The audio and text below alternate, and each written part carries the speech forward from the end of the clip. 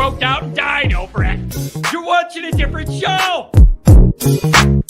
It's donkey. You ain't a captain of nothing but a sinking ship. Don't do this to me, Harry. The Ohio State. It's Ohio State. What do you mean, the? 312-988-15. Hello? You tell Johnny all you've heard and seen. Sometimes it's good to just yell about football. Yeah.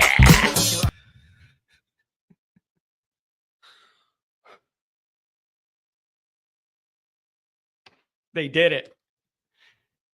They did it. What though the odds be great or small, old Notre Dame will win overall. They did it. They didn't even play good, and they did it. They didn't even have a good night, and they did it. They made mistakes, and they did it. Half the team is on a stretcher in the emergency room, and they did it. They did it. What though the odds be great or small, old Notre Dame will win overall. Celebrate this one, Notre Dame fans. We did it. Marcus Freeman did it. These players did it. This team will not stop. This team will not quit. This team will never give up. They just won't. They just won't. This team is full of winners. This coaching staff is full of winners. And you know what else? Marcus Freeman is a damn winner. Good for him. Good for him. And take that 4-25 record against top 10 teams, James Franklin, and your cocky quarterback. You guys, Notre Dame did it. I got trolls in here saying, oh my God, now you're going to lose. Now you're going to lose by 30 to Ohio State. What? I ain't worrying about any of that right now. Notre Dame did it. What though the odds be great or small, old Notre Dame will win overall. They did it, and they didn't even have a good night. The odds were against them. The whole thing, the whole Rockney thing, the odds were against it. The breaks were beating the boys. The stretcher were beating the boys. You made a couple mistakes. You won the game anyways. Notre Dame's, if you do it one more time, you're champions. If you do it one more time, you're champions. All right, you guys, here's what we're going to do. I got to get Pat in here and let him give his take. I got a bunch of super chats. I need Omar. I need the 5-minute limit is strict tonight. I want to get as many people that want to talk as possible. 5-minute limit is going to be in order. I'm going to bring Pat in. I'm going to do the super chats, and we're going to go from there, you guys. They did it. I am so excited, but I'm shot. My nerves are shot. I'm a goner. I am totally and completely shot. It's unbelievable, Notre Dame Nation. Belief.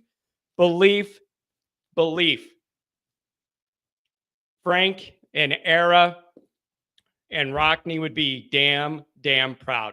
This team won't quit. Congratulations to them. Pat, what's going on? They did it. I know. I texted you at halftime, and I said we're getting dominated. We were the better team last week, and we were the soft team this week. And they came out in the second half and scored the touchdown they needed to score, made it a football game. Huge props to Angeli for coming in there and getting that field goal. I had a whole thing. I was one of those people that thought Penn State was soft. I put a hat on so I could do hats off to Penn State. It was yes, I do still have my tree up. It was something else that I thought Penn State was going to be a soft team, but they played hard. They gave it to us. I do think Notre Dame came out flat. Yeah, flat, tired. They weren't as crisp. They looked tired. They look tired. They did not have the same same speed. And that's one of the Mm. things I texted you. I said, they peaked last week. And I hope that, I think if it's Ohio State, Notre Dame's got enough. I don't want to talk about Ohio State, but I'm saying if it's Ohio State, I'm not worried about this again. They have enough motivation for Ohio State. Yeah. But they came out in that second half and they were competitive. And after a, I don't like complaining about the refs after a terrible pass interference call on an interception in the second half. Yeah. I sent my daughter to bed. I said, they're going to lose. And I said, I don't want you to watch this. Where's the faith? Where's the faith? I knew I was going to be worse than I am right now. And immediately they come back and they score a touchdown and she comes running back down the stairs. I don't know if she ever actually went up the stairs. I think she was sitting and listening. And she didn't. I just screamed at her now to go to bed right before you started the show. It was something else. I just haven't. Freeman. They interviewed Freeman in the second half, and he said, "We're not nervous. We don't get nervous. We're not worried. We're going to stay aggressive. We're going to play our game." And they did. They absolutely did, and I couldn't have been more proud of them. I only got a couple more things, and then I'll jump. But I just got to say, and I don't want this to be a Brian Kelly show, but I got an axe to grind because I don't know if people seen it. The LSU conundrum there is out trying to protect him. It's dead. Yeah, it's no dead. protection. I don't want to hear one thing about Marcus Freeman hasn't done anything that Brian Kelly. He has just won 2 New Year's Six bowls in one season. Yep. There's the argument's over. It's over. It's dead. Pat, the fact that this team is so beat up and they're so injured and everything went against them. They weren't playing that crisp, whatever. It's the Notre Dame magic, dude. This is what that is. That when we talk about that Notre Dame magic or there's something to it, like this is it, man. This is it. They came back. And they did it, and you're going to the championship. And I'm so happy for these guys, Pat. They fought so hard. The next man up thing, next man up, next man up, next man up, and they just keep finding a damn way. They just keep finding a way. Jagasaw hurt. He's in there playing right guard, playing his ass off. Tosh Baker comes in, plays his ass off. Like they did it. Oh, dude, I'm shaking. I am shaking. When they beat Georgia, I had so much energy in me after that game because I felt in the second half that game didn't look like it was in doubt. Yeah. I am spent. Yeah.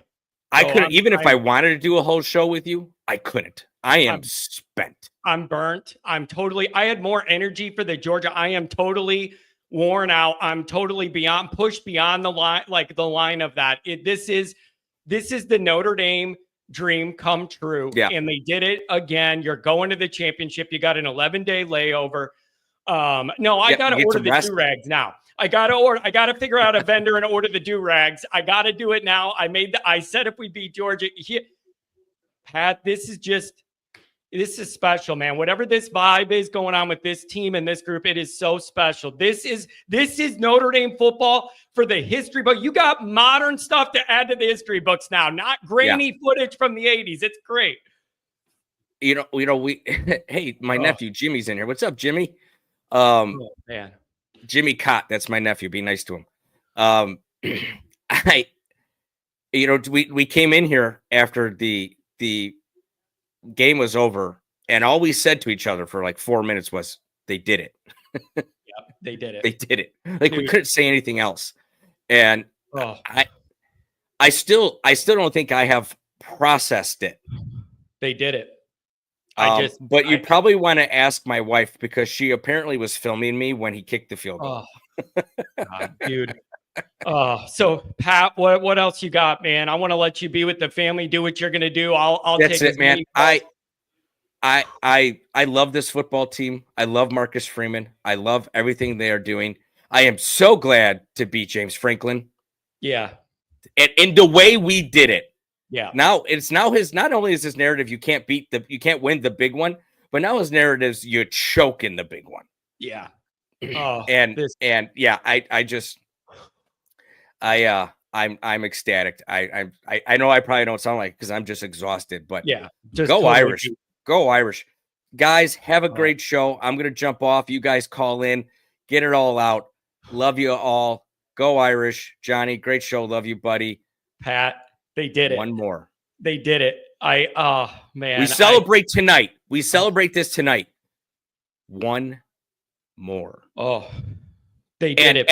After watching this game, I don't know how you can think Notre Dame can't play with anyone.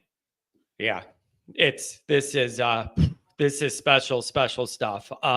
Pat, I love you. Thanks for always being here, man. Go be with your family. Thanks for always being here. Have a good show. Take care, everyone. Hey, I am wiped. Johnny needs donations after this one, because he's going to need something to keep his heart rate up. Okay. Take care. I love you, Pat. Have a good one. Buddy. Thank you. Oh, you guys.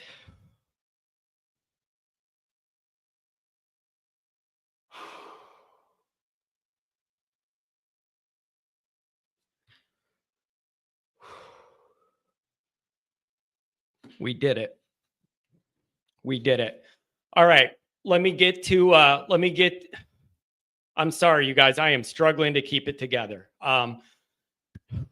Let me get to some of these super chats. And then, of course, we'll go to your calls. $20 holler from Travis. Congrats, always Irish family. What a freaking win.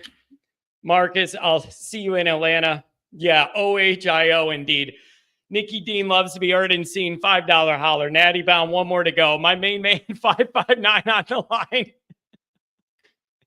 If he's alive, I know it, boss. I know it. How about them Irish? Can I please go on? I'll get you 559. $2 holler from Phil. Natty time. We did it.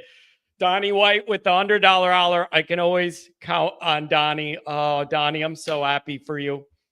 Oh, I'm so happy for you. $10 holler from Steven. Johnny, my art. I'm struggling to keep it together, you guys. Prime time, $5 holler. $10 holler. Scare me with the leprechaun. Dude, this night just keeps getting better and better.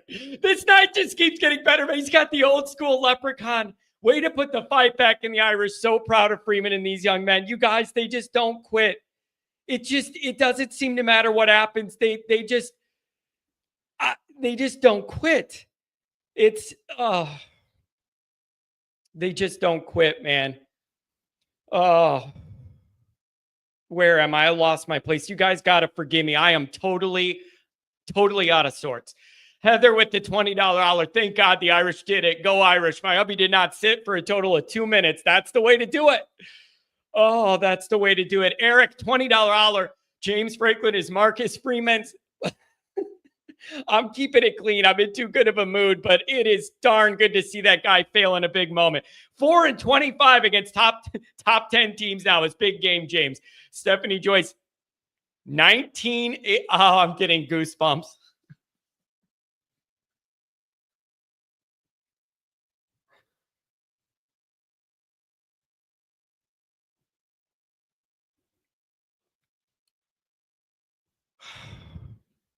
$19.88, because this is how good I feel right now. This team are champs no matter what. $10 holler from the sauce. Just had the most emotional moment with my ND friends at one of their houses. We were all screaming for the good and bad. Wish my grandpa was here to see it. Cheers, Johnny. This one was sweet. $10 holler. $20 holler from Ryan Elliott. No quit, all heart. Never count these boys out. $10 holler. ND and NC. Sorry, I'm a bit late. I have to admit, Aller didn't eat his Lucky Charms, man. He kept it together till the very end when it mattered. $20 holler, Ryan Elliott. Oh, I already did that one. My bad. I'm sorry, you guys. I'm trying to get caught up. $5 holler, Julian Easter.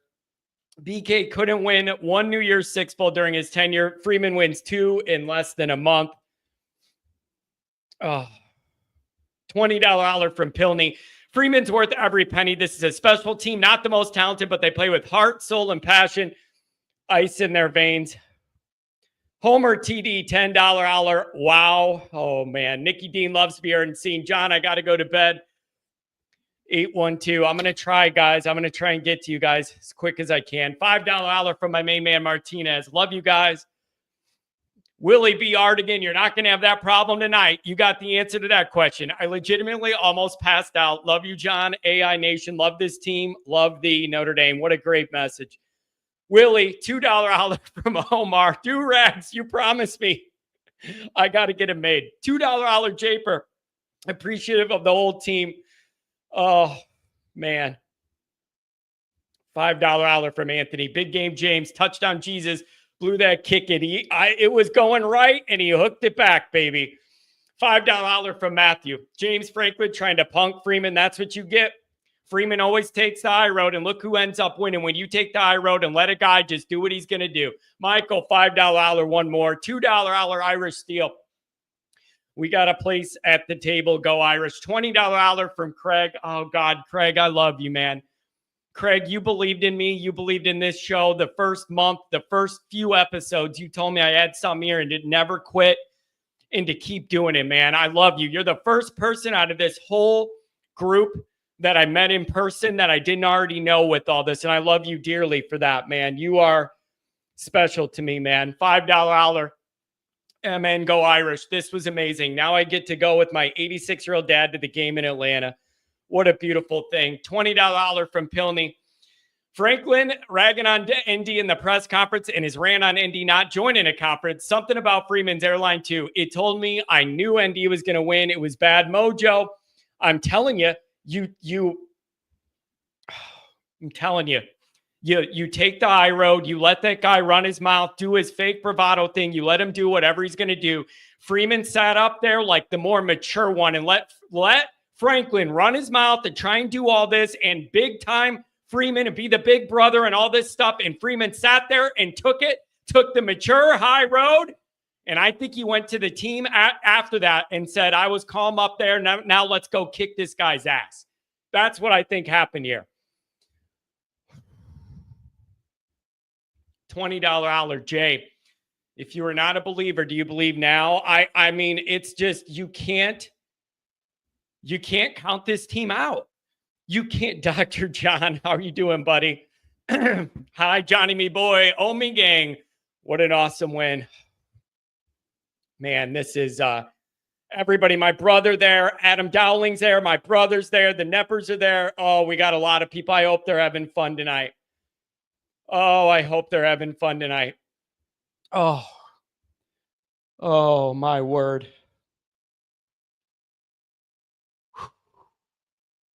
How about Always Irish's parents first on the line? What's going on? Hello? Hello? Hello? Yeah, what's up? Hey, John. Nice what's game. Going on? We did it. All I have to say is this team. What? Hey, there's Jessica. Hey, Jessica. What's going on? I just wanted to say this team is unfreaking believable. Yeah. This coaching staff's unbelievable. I mean, how many times do you feel like this game's over? Let's go home, to hell with it. And these guys hang in there and take care of business and win this freaking game.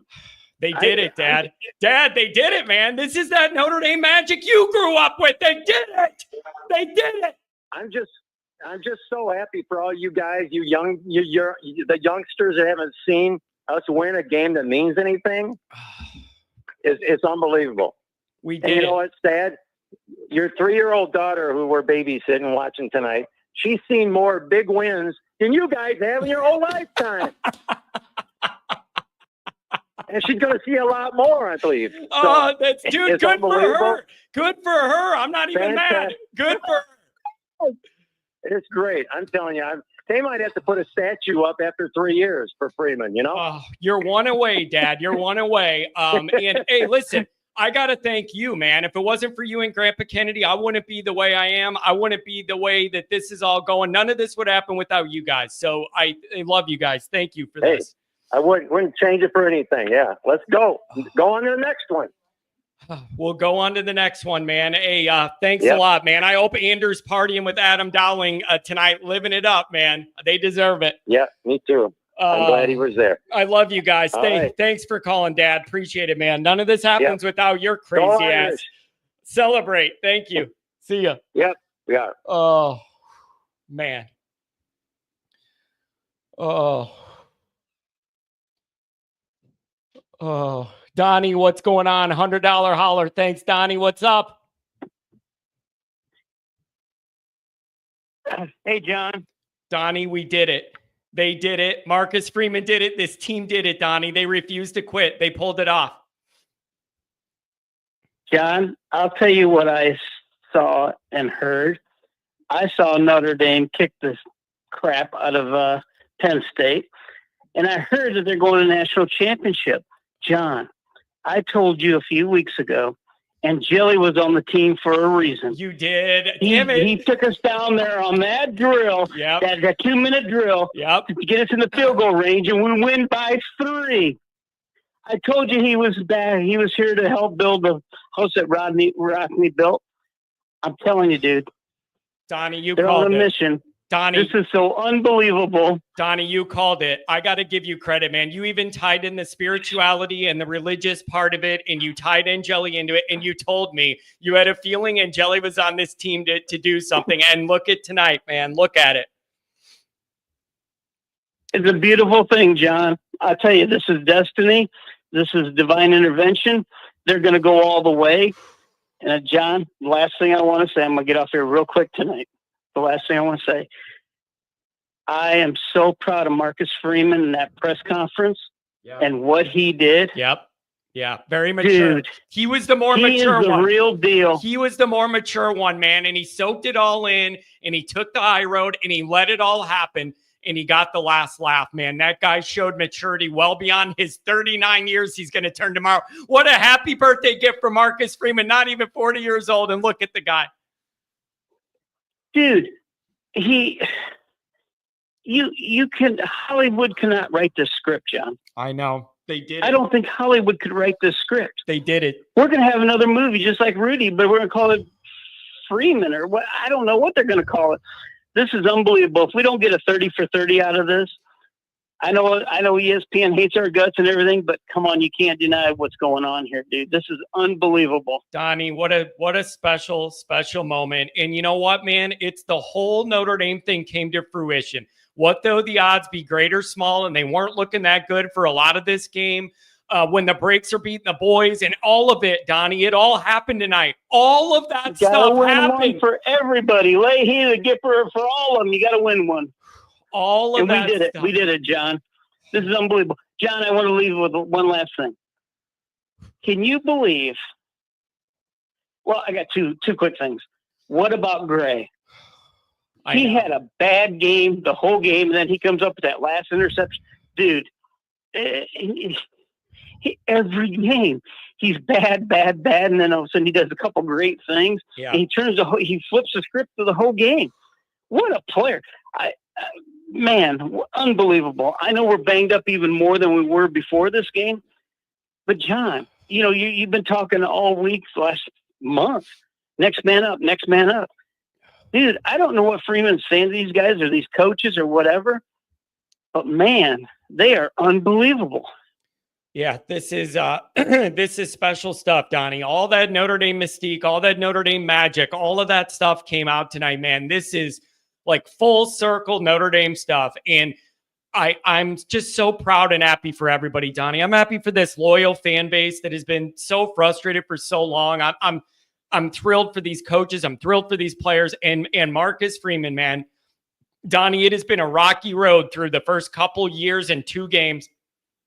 And he's taken the high road and put his head down and kept working. And now look at us, man. This is that Notre Dame magic. It's a beautiful, beautiful thing. Donnie, I love you. Anything else, man? Yeah, John, I hooked my caboose to you when you said about Freeman, I've always been a Freeman supporter, never wavered even after NIU. But one last thing, John, getting out of here. I want to ask you, can you believe they did not call one holding penalty on the either offensive line? Yeah, they were going to, what are they going to let him play? They're going to let him play. I guess, Donnie, they're going to let him play. I just, and there were so many, it was unbelievable. We were screaming. We were like, oh my gosh, hold.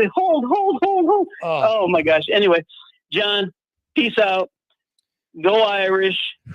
We're off to the Natty, man. We're off to the Natty. Donnie, celebrate this one. I love you, buddy. Thanks for everything. Thanks, John. Bye. Have a good one. Oh, man. All right, let me get caught up with Super Chats. I'll go right back to the calls, I promise. Marcus, one win away from a statue. Oh, man. Let me figure out where I got caught up. I'm sorry, you guys. Andrew Gilmore, $20 holler. Love you, John. What a win. Andrew, I know how much you love Notre Dame, and I know how frustrated you've been with things over the time, the Kelly era, this era, whatever it is. You're always here. You love Notre Dame. I'm so happy for you and just everybody, all of the regulars, all the loyal people that are here all the time through the frustration, and even in the summers grinding away. We're here trying to talk about Notre Dame. I'm so thankful for everybody. I'm so thankful that I have this platform to be a voice for you guys.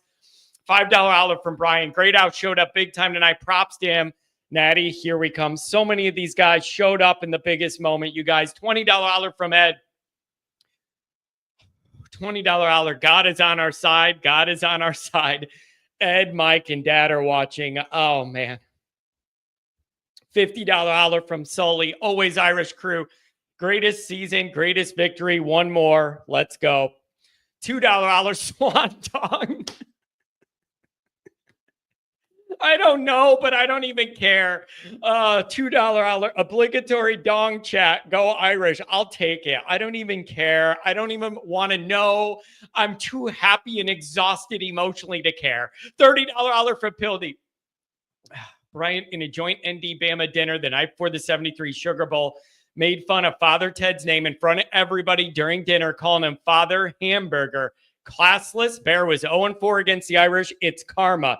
I like that poll. That's a good poll. I'm telling you, I told everybody when that press conference happened, Freeman took the high road, fought the urge to defend Notre Dame and defend himself and say or do anything. Let this guy run his trap and then go to our guys and go, we're going to get him on the field. I'm going to let him have that one and think he's a tough guy. We're getting him on the field, and that's exactly what happened.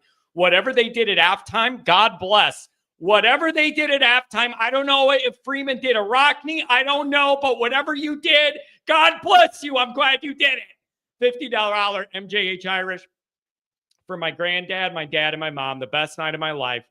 My adult sons in my arms crying. We're ND. This is what it's all about. This is what it's all about. $10 holler, Matthew. Subway alum taking his son to the Natty. Go Irish. Maker's Mark tastes so good tonight. $5 holler, Stack Daddy. I'm not going to hurdle. I'm not going to hurdle. The hell he ain't. This team, they just will not quit. This Notre Dame team will not stop. They will not ever quit. They don't have it in them. They don't know what that word is. This is the kind of Notre Dameness we have been begging for our entire lives. If you're my age at 40, this version of Notre Dame is what we've been begging for. $20 from Pilney. ESPN, a hate machine of Stephen A. Smith, Mad Dog Feinbaum, all talk about how Notre Dame is irrelevant, yet they bitch about how Indy needs to join a conference. You can't have it both ways. Yet it's true. Notre Dame gets talked a lot about for a team that's irrelevant. Are you going to say irrelevant now? You're in the title game. By the way, how much fun are Notre Dame fans going to have tomorrow? How much fun are Notre Dame fans going to have tomorrow with this win in your pocket, watching whatever comes next? $10 from the Chief. We did it, boys. BK teams fold 4 times over in that game. Freeman teams won't die. Go win it all. No, Chief, I disagree with you. I totally disagree with you, Chief. Brian Kelly teams would have never made it into this moment to even be able to succeed or fail in this moment. So you could stop that right now. You could stop that right now. A Brian Kelly Notre Dame team don't have this edge. They're not in this game, so you wouldn't even have to worry about it. $20 olive from Colorado Irish. John, I love Notre Dame, and I love this show. Go bleeping Irish. Keep it up, brother. Oh, Kevin Curley, $50 olive. John, I've been watching you since 2016. I'm so happy for you and this entire community. Freeman is the man, and you knew it from the start. Finish the mission. You know what, you guys? Callers, I'm coming to you. Please forgive me. I got to catch up here. I got to catch up with these chats. Forgive me.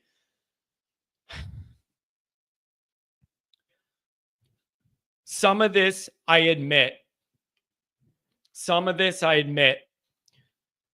Selfishly, I do feel some validation in my steadfast belief that Marcus Freeman was different.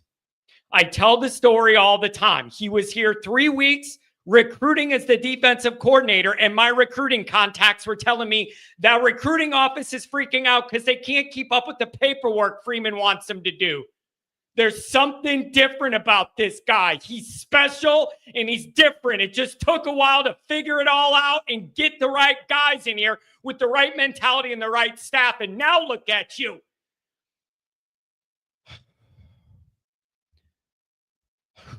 I am struggling tonight, you guys. $5 CJ. It's our time. 1 game away. $2 from Matthew Aeneas. Dude, everybody did such a good job. John Fitzgerald, $5 holler. Sing the Edmund Fitzgerald, Johnny. 3 New Year's wins.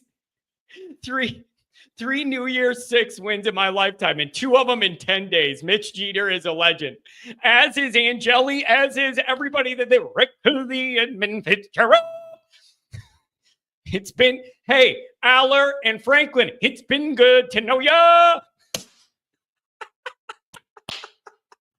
I cracked myself up with that one, and I'm not apologizing for it.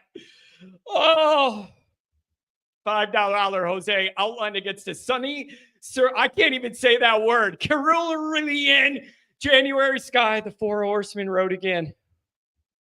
$20 from Ryan. Haven't won a major bowl in over 30 years. I just won 2 in over a week. You know what it's called? It's a little thing called hashtag the Freeman factor. He's different. Is anybody going to doubt it now? This man is built different. And if you knew what you're looking for, you could see it the whole time. He's different. We got a winner now. $5 GK3. I'm so proud of our team for making history, for having the first black head coach in national championship history. The greatest football dynasty makes history again. $2 John Thomas, God, country, Notre Dame. Rest in peace, Dad. There's a lot of that going around, you guys. God bless all of our people that would want to celebrate this with us. It's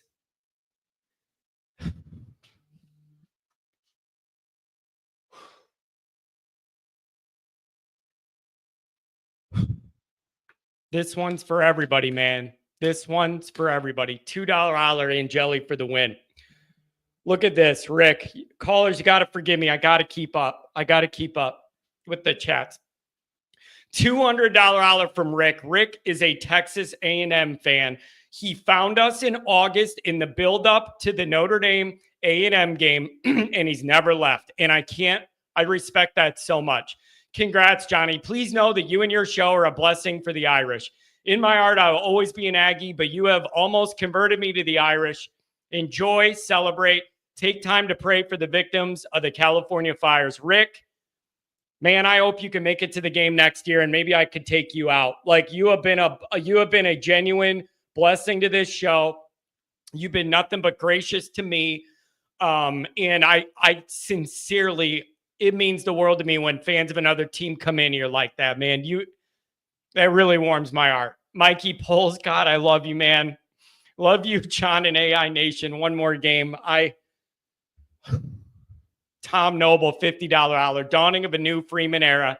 Guts and fortitude to win that game. This team, wow. This is the version of Notre Dame. Not a virgin, that's different. This is the version of Notre Dame we've all dreamed of. Go Irish. Happy for always Irish in this fan base. When I used to work with Tom Noble in fancy Chicago, we were really bad. We were really, really bad. All right, I'm caught up. Chicago's very own. What's going on, Tom? God bless you. Hey, Chano. Holy smokes. Huh? Hey, how about third down conversions? Now, I saw some guys negative Nellies already, and you know who you are, already pissing and moaning about Denbrock's play calling. 11 of 17 on third down conversions down the stretch. You put up 17 points on the board in the fourth quarter after you got your ass kicked in the first half. I think they did pretty well. So, Tom, you know what? I'm not going to play.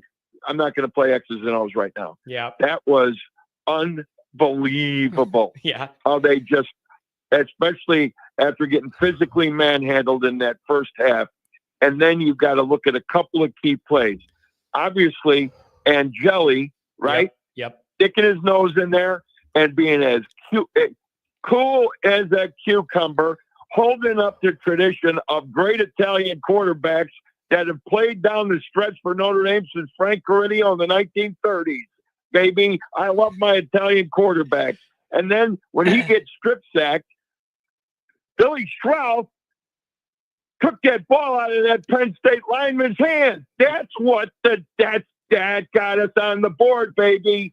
That was a huge flip of the switch right there. Tom, we did it. Tom, this team just doesn't quit, man. That whole Notre Dame mystique, the Notre Dame magic, whatever it is, Tom, like, this is it. This is what it feels like. This is that. Like, it's such a beautiful thing, Tom, man. I'm so happy for people like you. I know how much you love Notre Dame, man. I remember talking to you the night before Indiana, and how worked up we were on the phone together. Like, Tom, I love you, buddy. Yeah, it seems like that was as long as the NIU game was. That's just it just like this. Now we're all still getting used to this second season, right? Now somebody said it before I did, but I put it up. I put it on the post earlier. You know, you don't win a major bowl game in 31 years, and you do 2 inside 1 week. Yeah. That is just fabulous. Yeah. Oh my God. And then all the stuff about Penn State having an extra, at least 24 hours or 36 hours of rest time. Look, they were a little tired. Yeah. They were. Hey, they're human, for God's sake, and they're resilient at their age, and all the IVs, and how about these morons with the flu epidemic? That hit 11 o'clock this morning. I saw that, and you know who posted that? The Daily Mail from the UK. Now, if you're going to comment on Liverpool playing Manchester United, all right, stay in your lane, goddammit, but don't be telling me about Notre Dame football. Stay in the UK and stay out of Ireland, you dirty bastard. Tom, I love you so much, man. I love you so much, Tom. And then the Penn State fans that got in my thread, they were breaking my balls all the way until the third quarter. How do you like me now? And all that. They're vicious. Oh, Tom, we did it, man. Tom, I want you to celebrate this one, man. We did it. I'm so happy for all of us, and I need you to celebrate this one, man. You deserve it. You love Notre Dame from the bottom of your heart. I want you to celebrate this one, man. Anything on the way out, I love you, Tom. Thank you. Yeah, I was just I had the rosary beads in my hand the whole game for my dad. My dad's been gone since 2001. He's the one that brought me down to my first game in 1969. So, when Joe Theismann was still quarterback, I was quarterbacking. I mean, this is epic. For all you guys that haven't seen Notre Dame win, this is what it's like. And it's fabulous. So, God bless. Go Irish. We got a big hill to climb. Yep. So get healthy. There's a lot to clean up, but you know what? They just find a way. They found a way, Tom. Love you, buddy. I'll talk to you tomorrow. I love you, buddy. Take care. Oh, my main man, Martinez, and then he can go to bed if he could sleep. What's up, baby? Yeah. Johnny, am I clear? Yep. Can you hear me? Yeah. Are you on speaker? Talk closer. Okay, I'm on iPhone now, man. I'm on iPhone. I was on speaker. I don't want to sound like I'm down with that. Yeah, you're pretty good, buddy. Pretty good. Johnny, you remember this one? Make them say, "Ah, na na na na na na na na." You remember that one? Oh my God, I love you so much, man. We did it, and you never lost the faith, man. You never lost the faith. I got to give you credit. You've been believing all year, baby. Johnny, man, let me tell you something, homie. Let me tell you something real quick. And I'm going to be in, I'm going to be out. Me and Goolsby, and you can go back to the other things. What do we say? Sneed, everybody was good. He's a sleeping monster. He caused that last interception, homie. Sneed. Oh. Man, I'm so pumped, Johnny, man. I cried. I dropped to my knees. I didn't know what to do, man. Johnny, let me tell you something. And like I said, this ain't ever a lifetime when I go back to that. I remember, like I tell you, I got you. And we're talking like, oh, this is all these talking about. My homework says, man, if you're a tough guy, take on anybody. Take on anybody. Yeah. Hey, guess what? Like Prima said, when you fly to New York twice, to the West Coast, back here, back there, like I tell you, when I fly to South Bend, I got to go Dallas-Fort Worth to Indiana. It's an all-day trip. Or to Atlanta, back to Atlanta, South Bend, it's an all-day trip. Guess what? Like I told people, we've been the best team in the last 20 years. Guess what? The only thing is, the difference was when you got to fight a dude in the field that's bigger than you, our coach dropped his balls. Now we got a fighter. Make them say, ah! Na, na, na, na. Baby, I love it. Johnny, we man, did it. I love you, brother. I'm not toast right now. I'm on a natural high, man. I love you. I've been waiting for 12 years to see this, man. I know. Yeah. For 12 years. We I did remember it. going to the conference after we lost to Alabama, man, and see Notre Dame for the first time and saying this is the greatest program in all the land, man. Johnny, my dad called me and he said, son, it's tied up. Dude, my dad has a third education from Mexico, and he's watching the game, and he's a big-time Irish fan because he knows how much I love it, man. Johnny, I love you guys. I love the chat, man. You know what I mean? Man, I don't know what to say, man, buddy. I know, we From did the it. greatest podcast in all the land, for the greatest program in all the land, to the greatest fans in all the land. Onward, Notre Dame. Onward, Notre Dame. Notre Dame. God, I love you, man. Thanks for always being here, man. I love you. Have a good night. I love you, brother. That's all I wanted to call in and say, brother. Oh, have a good one, man. Oh, that guy's so great to me, man. He's so good to me. Oh, I got to get to all the people who donated. 812, what's going on? Nicky Dean loves to be heard and seen, and he never doubted the Irish. Well, John, at halftime, I was doubting us. I was like, we're getting pushed around. And I told my wife, I said, this does not look good. This does not look good at all. We got to get something going in the second half. And we did. And when we did, it didn't stop. Didn't stop until Riley Leonard threw a second interception. And I was like, damn it, that's the game. And I'm so glad I was wrong. Nick, I don't know how we won this game. Nick, they just don't quit. They will not. This team will never give up. They just refuse to quit, and they just find a way to win football games. It's absolutely exactly what we've always wanted a Notre Dame program and team to look like. This is it. And how great can you feel for Greathouse? I mean, the dude that we all thought was going to be like our next great receiver hasn't done anything in 2 years. And tonight he had 8 catches for over 100 yards and a touchdown when we needed it. I mean, it was beautiful. Man, it was beautiful. This was just like it. It had everything, Nick. What though the odds? The breaks are beating the boys. You're beat up. You're not playing the crispest game. You know, you fall behind early. And Notre Dame found a way to pull it out. It's absolutely, this is special, man. These guys are special. Jack Sacco's special. All these people are special, Nick. I'm so happy for you and the wife too. You guys are so great. People like you deserve this kind of joy. Well, I kind of figured something out, and we might be able to go to the championship game. I just got to get her okay on spending that kind of money. Man, my Nick, only regret. If you were ever going to do it, if you were ever going to splurge, man, splurge with your heart. And that's what this would be. Easy for me to say. It's your money. Easy for me to say. You know what I mean, though? Yeah. If I do that, we might have to, do something from the scene. You know what I mean?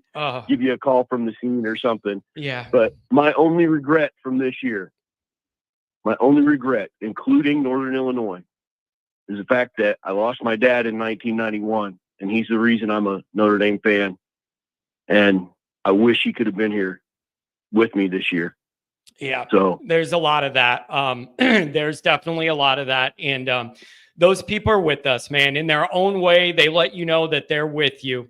And I believe that. And all of those people are in our hearts and on our minds, Nick. I love you guys. You're great people, man. Celebrate this one, Nick. Oh, we will. And thank you for taking my call, Johnny. And go Fighting Irish. One more, baby. I love you, Nick. Take care, buddy. All right. I'm going to give 559 so we can get on the run here and get to work early in the morning. Everybody, you might want to turn down your volumes. 559. What's up, baby? We did it. What's up, John? What's up, guys? I told you, John. I called you in the summer, and I told you I'm not mad at Brian Kelly. Thank you, Brian Kelly. Thank you for giving me Marcus Freeman. Yep. Thank you for giving me Ben Brock. Thank you for giving me the courage to call your show and tell you how I really felt. And then the following week, I called you on a rampage. Those two shows, I told you we have something special in this guy. But that's not what makes only this team special. What makes this team special is every single person that calls your show, every single one of you that's in that chat, and even you, Ronald McDonald, go get those fries, my boy, because you know what? I'm hungry in the morning, and I want some goddamn coffee and some goddamn mushroom in the morning, all right? Some hash browns and all. Get pretty, all right? I'm a memorable boy. I'm going to the name. I will be at the tailgate. I don't know what the tickets are, but my boss owed me $500 and a night ticket. I'm gonna be there. Dude, I love you so much, man. You know why all this happened? I love you, John. I love each and one of you. And I told you guys, keep faith. Patience has its virtue. And this is our virtue, guys. We are at the Natty, but we ain't done yet. We still got 4 more quarters of FU football, like I said the other day. 8 quarters. We're down to 4. And let's just grind it out, my guys. We have every reason to be proud of John. Keep it on, my boy. Hey, all of you, each and one of you in that chat, keep blowing it up. Keep going what you're doing. We have every reason to celebrate tonight. And I'm only going to get some kind of hours of sleep because I don't think I'm going to be able to sleep. I love you, John. And keep going. And how about the Irish, boys? These new Irish come with a fucking attitude. I apologize. I love you, man. Oh, I love you. All right. I got to get caught up on a couple chats. I may have a special guest here. Let me check.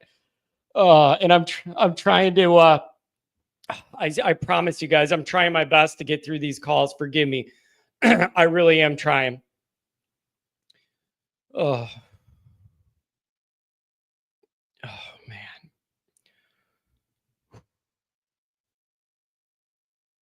Sorry, I'm trying to find my spot.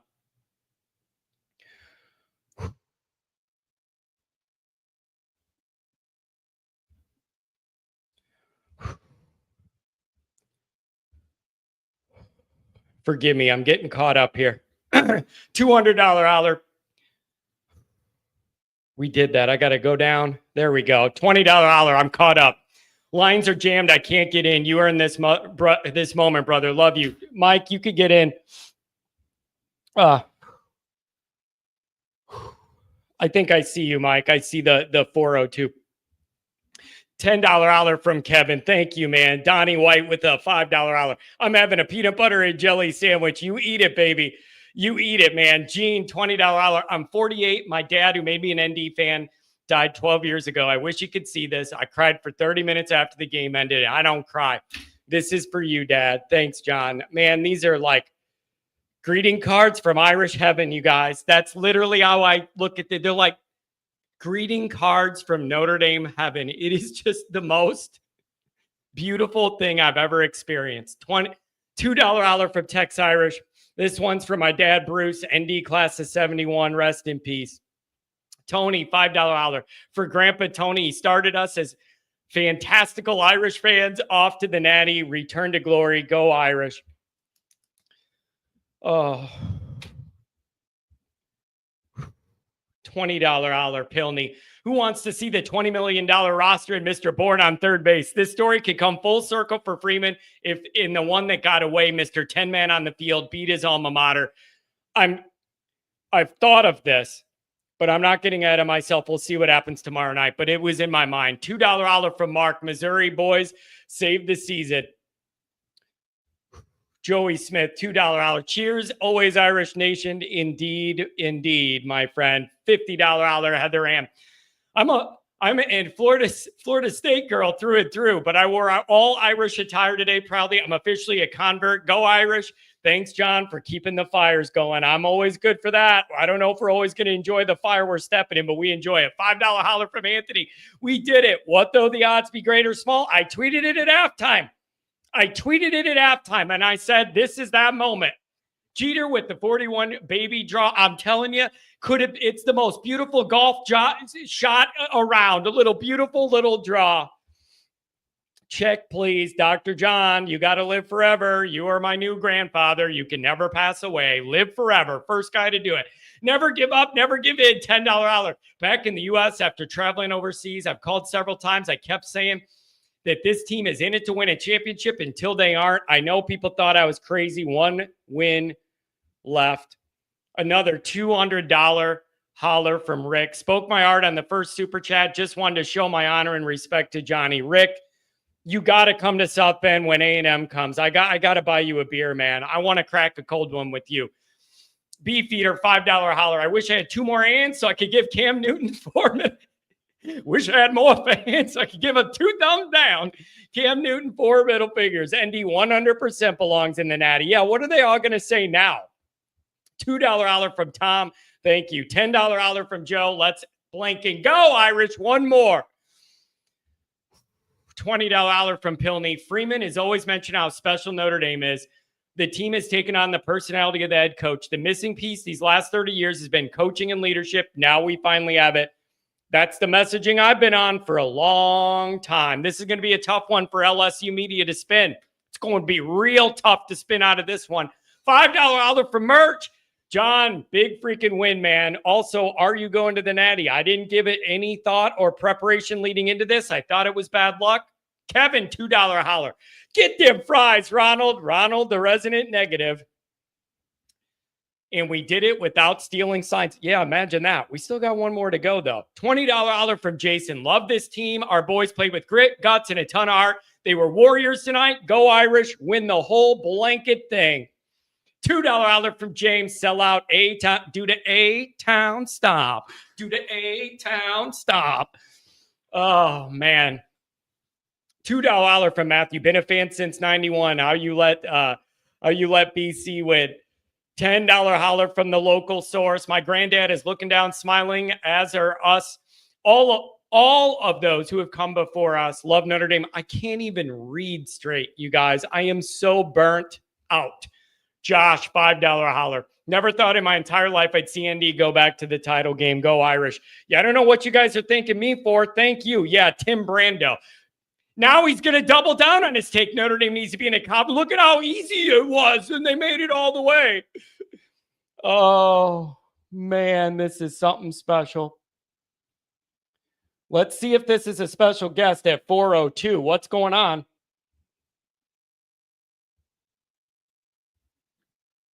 Hello. John, you there? I'm there. Are you there?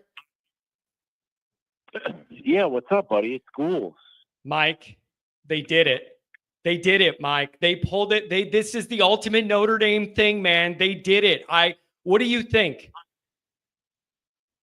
Listen, first of all, dude, well earned. Well earned. You're 8 years into this thing, well earned, right? You have to kind of catch your breath, take stock in the moment. But as far as the game is concerned, it's unbelievable. Yeah. And unbelievable is one of those terms that gets thrown around like awesome, right? Everybody everything's awesome, right?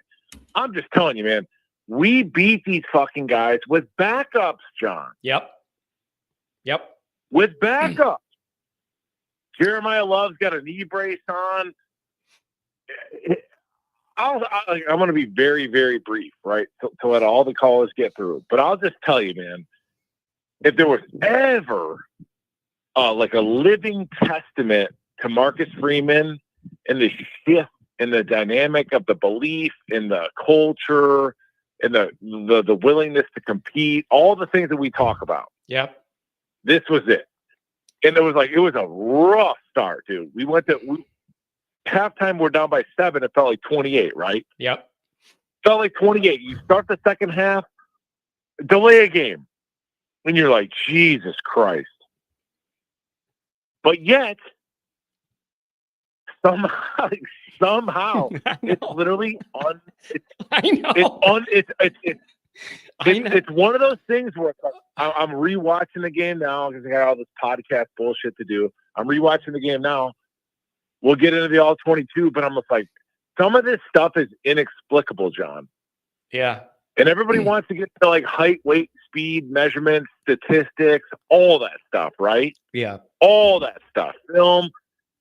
But like the beauty of the game is like, sometimes you can throw all that out. You could throw all the statistics out. You could throw all the numbers, all of it, throw it out. Yeah. And you find a way as like real competitors. And that's kind of what I want to leave you with is like, I don't remember, it was like a press conference a day or two ago, a week ago, I don't know.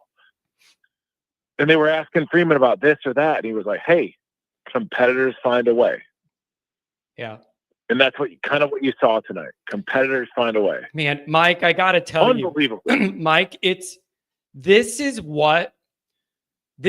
the kind of Notre Dame team and program I've dreamed of. Like when I close my little eyes and I'm tossing and turning at night and I see other teams performing well in big games and playoff moments.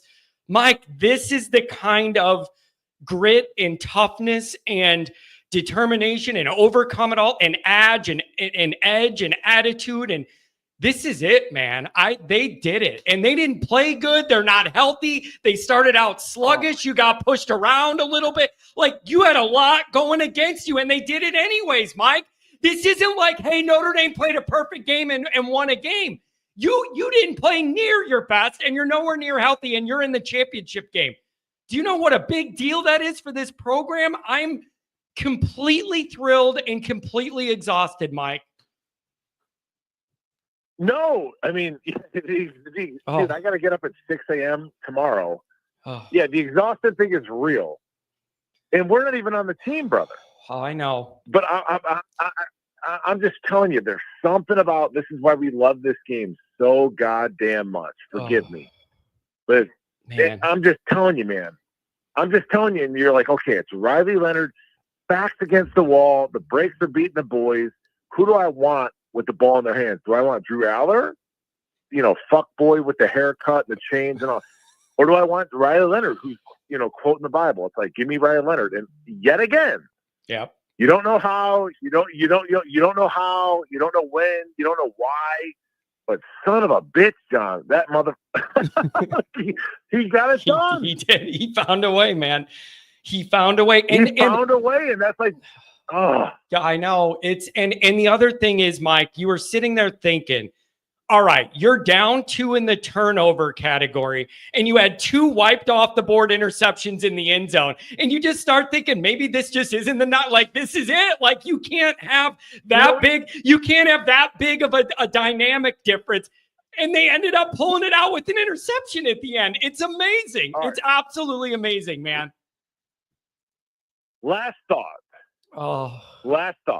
Because again, you got, dude, the lines are backed up, and John, you've earned it, man. You've literally put in the dues. Thanks, Mike. 8 years of slog. That means the world to me. That means the world to me. John, Thanks. John, I love you. You know I love you. I called like 13 times to get through. But here's the thing: would we record something last night? Yep. And I mentioned Christian Gray, and I mentioned like him, God telling him to come to Notre Dame. All these things, right? All these Notre Dame-y things. Yep. And like there's so many talking heads around the program. Dozens. There's dozens of regular talking heads, and then like the better you get and the smaller the field becomes. There's 4 teams.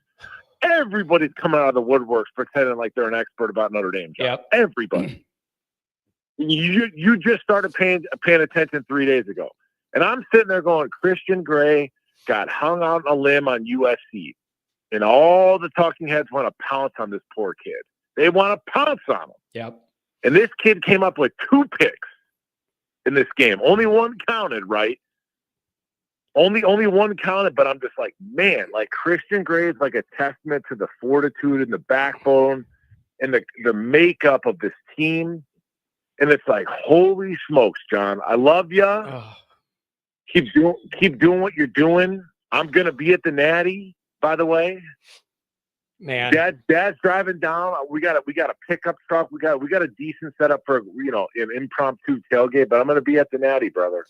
Oh, Mike, this is a big one. And as you and I have gotten to know each other, over especially the last year and a half that we've been working together, man, like I'm happy for you. I'm happy for everybody who's doing what we're doing, like to have this payoff and all this is just a beautiful, beautiful thing, man. I'm just happy for everybody involved. Soak it in. And then again, my third last thought of the night, but Jeremiah Love, one of the most talented players, and I mean it, like eyeball test, like he is gifted. And a kid like Jeremiah Love, he's in and out of the game. And second half, he comes out and he's like, to hell with it. Yeah. I'm spelling out for my team. Yeah. And we are all blessed. We're all blessed to just kind of be here. And again, I think Jeremiah Love to me, encapsulates, on top of a dozen players, right, John? But man, what a special night, dude. I took up too much time. I want to get back to your people, but dude, love you. And we'll see what happens next, brother. Oh man. I love you, Mike. Thanks for calling, man. Appreciate you. All right, have a good night, buddy. See ya. Oh, man. All right, I got to blow my nose. I'm sorry, guys. It's just, I am a mess. I am an absolute mess. Look at my brother, Andrew Kennedy, $10 holler. Just got in my car, emotionally drained, but go Irish. I want to give my brother credit for flying the flag in the parking lot, the Always Irish thing, having a mini tailgate there with the Dowlings, the Neppers, a lot of Irish people. Man, this is one of those nights. All right. I'll be right back. I promise that's not what it is, you guys. Give me a break. Give me a break. You know now, don't you?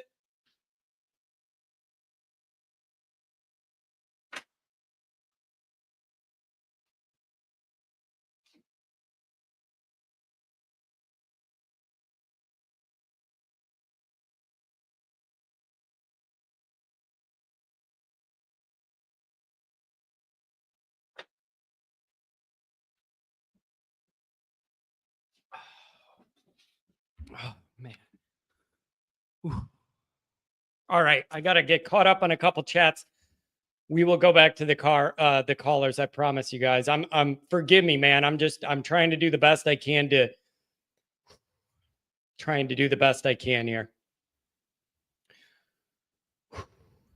$2 holler from Tom. Let's go. I already did that one. Big win. I'm sorry, you guys. I'm getting backed up here. Man, this is unbelievable. Unbelievable. If you're on hold, I'm going to try and get to all you guys, as many as I can. $5 holler from Kevin. Believe in the spirit of Notre Dame. Hey, Lou always talked about it. The spirit of Notre Dame. Sometimes that's what it takes. $20 holler from Justin. I was on my hands and knees praying about to have a stroke before the field goal. We made it, and I started tearing up. I can't believe the moment we have right now. Love you all, Irish Nation. $10 holler from Anthony. This is for my papa. Lifelong Notre Dame fan for 104 years. He's celebrating with us tonight. Man, this is just my favorite messages are all the ones that people remember and all their people. $50 holler from Brian. We need to write a thank you note to LSU. I will never forgive. The Notre Dame fans that were sad. I'll never forget it. The Notre Dame fans that said they were sad the night Kelly left for LSU. And I was telling them all then, you have no idea the gift you were just given. The new lease on life this program was just given for the opportunity to go get a guy to take what Kelly did and get it over the hump with superior work ethic and actually have a personality people want to be around.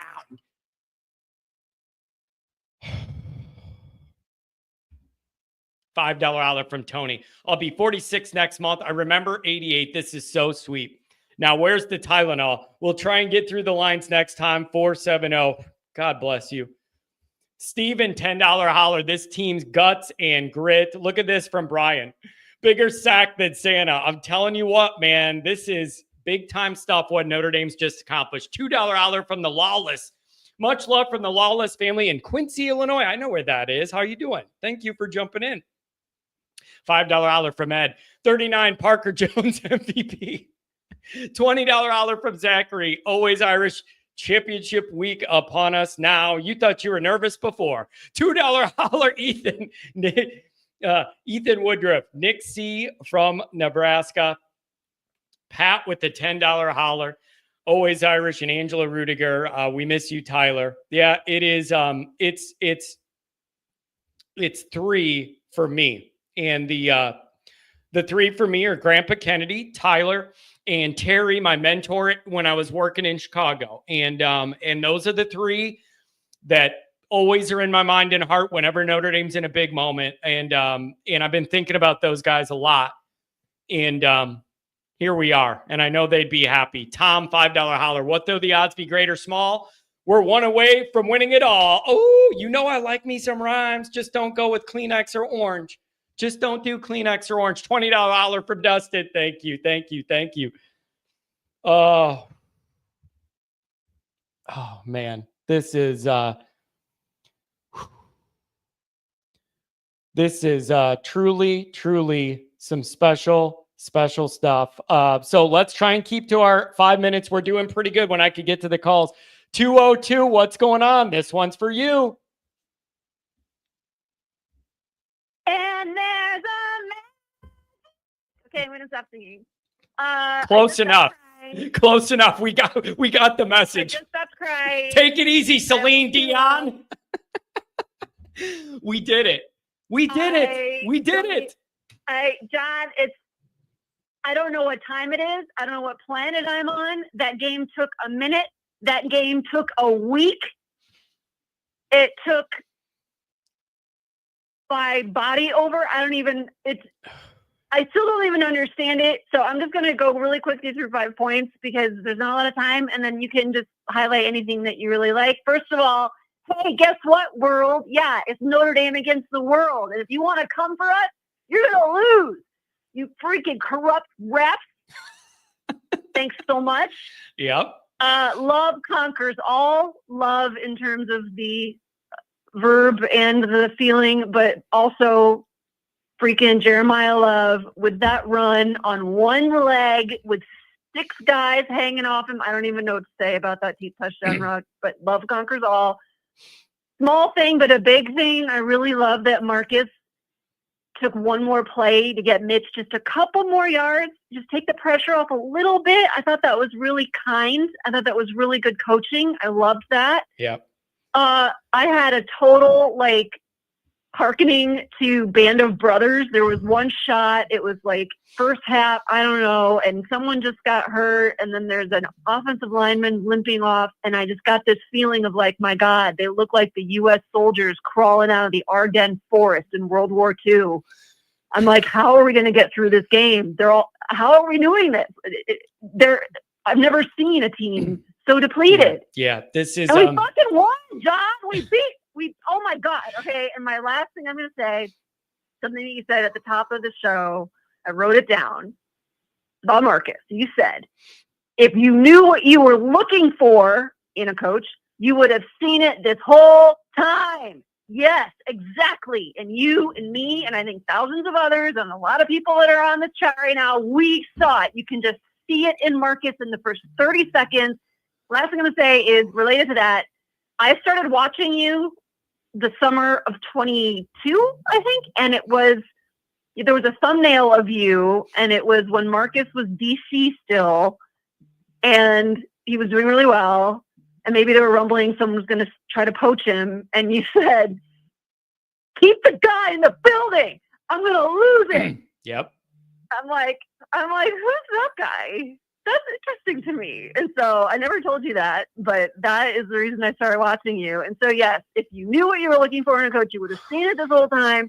Anybody who didn't see it is blind, and they need to go watch Wake Up the Echoes 10 times for their penance. Yeah. We are in the Natty, John. Yeah. We are in the national championship game. I don't even understand what's happening right now. Yep. I think Riley Leonard is not okay. I mean, that was a bad hit. Yeah. Dirty, slightly.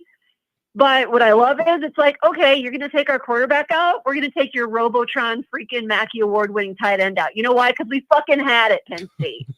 You're dirty, and we're going to get in the mud with you. Oh, Taste man. it. How good do you feel that Notre Dame has won more New Year's Six bowls in the last 10 days or whatever than 30 years combined? I mean, it's that I had forgotten. Oh, I knew it, and then I forgot it until I saw just now. Yeah. They were televising the press conference. oh, it's Today so is wild. Marcus's birthday. Oh, Today this- is Marcus's 38th birthday, or Oh. 39th, but whatever. He's not even 40 yet.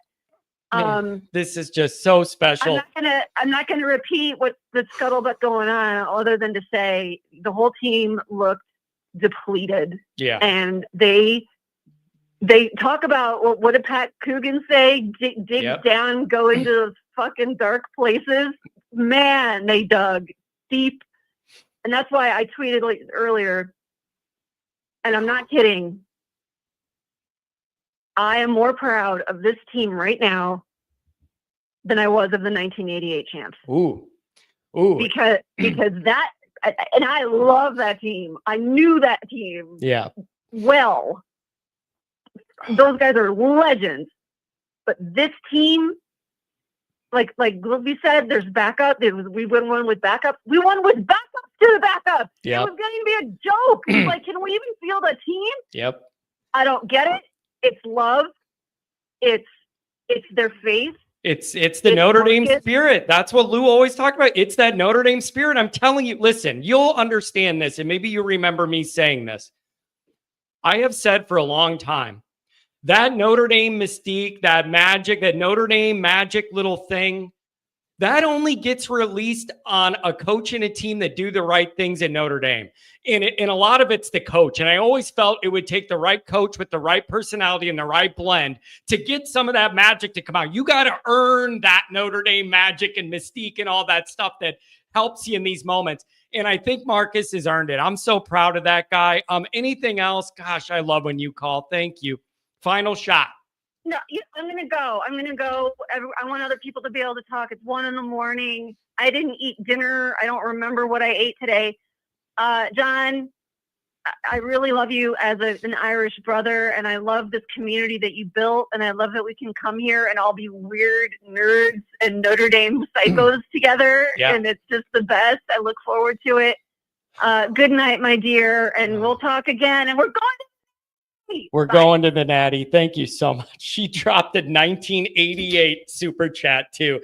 Everything she does is creative. Oh man. $20 from Dustin. Thank you so much, man. I really appreciate it. $10 from Joe. This one is for you, Dad and Poppy. One more to go. Man, it's heavy when people say that stuff. It hits me every time. Callahan Auto Parts. $5 holler. We won this game because of Angeli. Those 3 points, man. You can't say it's wrong. It's Donnie White called in and said Angeli is on this team for a reason and tied some religious historical stuff into it and said there's a reason Angeli's here. He's going to do something. It's almost prophetic what happened. It's unbelievable. $2 holler from Christopher. Year of Jubilee. Destiny for Notre Dame to win the 25 ship. $100 holler from Rick. Rick, you're loading me up tonight, man. I love you for this. Thank you so much. For beer next year, I'll provide 2 amazing tickets for the Natty this year. Send me a note if you want to take the offer. Oh, Rick, you don't have to do that. Shoot me an email, though. Shoot me an email. Riley, $10 holler. I got to see what the work situation. A bunch of people ask me, oh, John, are you going to go to Atlanta or whatever leading into this week? And my response to everyone, including my boss at Sports Illustrated that's trying to figure things out, I said, I haven't allowed myself to even think that far because I thought it would jinx us. I wasn't going to make plans for all that. I wouldn't even, if I'm not superstitious, I'm medium-stitious at least. I didn't want to jinx it. $10 holler from Riley. Subscribe to the Patreon. John and Mike crush it. Support real ND fans. Man, I appreciate that, Riley. Oh, thank you so much. $100 holler from the barbecue pitmaster. What just happened? Magic. Magic is what just happened. Absolute magic. I don't know. BQ Pitmaster, thank you so much, man. $10 holler from Ryan. Keep up the good work, John. One more. This is a team of winners, no matter what anybody says. Man, who's going to come up with something negative to say about Notre Dame now? Who's going to come up with something negative to say about Notre Dame now? I dare you. Go ahead and try it. Brandon, $10 holler. ATL, baby. We taking over. Do the A-Town stop. Do the A-Town stop. Oh, man. Brandon, I thought of that. I have no idea I have no idea about any of this stuff. The anxiety might be too much for me to want to go. I might want to be here with you people afterwards, either to celebrate or feel an obligation to be with you. Oh, be with you after. Oh, 240, Tom, what's going on? Hello? Hello, you're on. Hello, John? Yeah, you're on. Can you, hey, John, I'm great to talk to you, John. I'll tell you what, I'm glad I got through.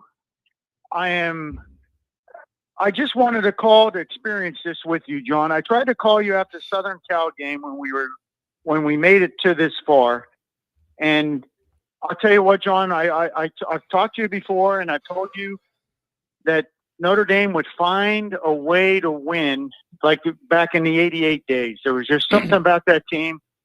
And John, I'm just happy to speak to you. I'm sorry, I didn't realize I got through to you here, but I'm so happy to talk to you that this is what I meant when I meant they found a way to win tonight. And I'd just like to know what you were thinking there when we got down 24-17 after that in the game there tonight. Did you think there was a chance we had to?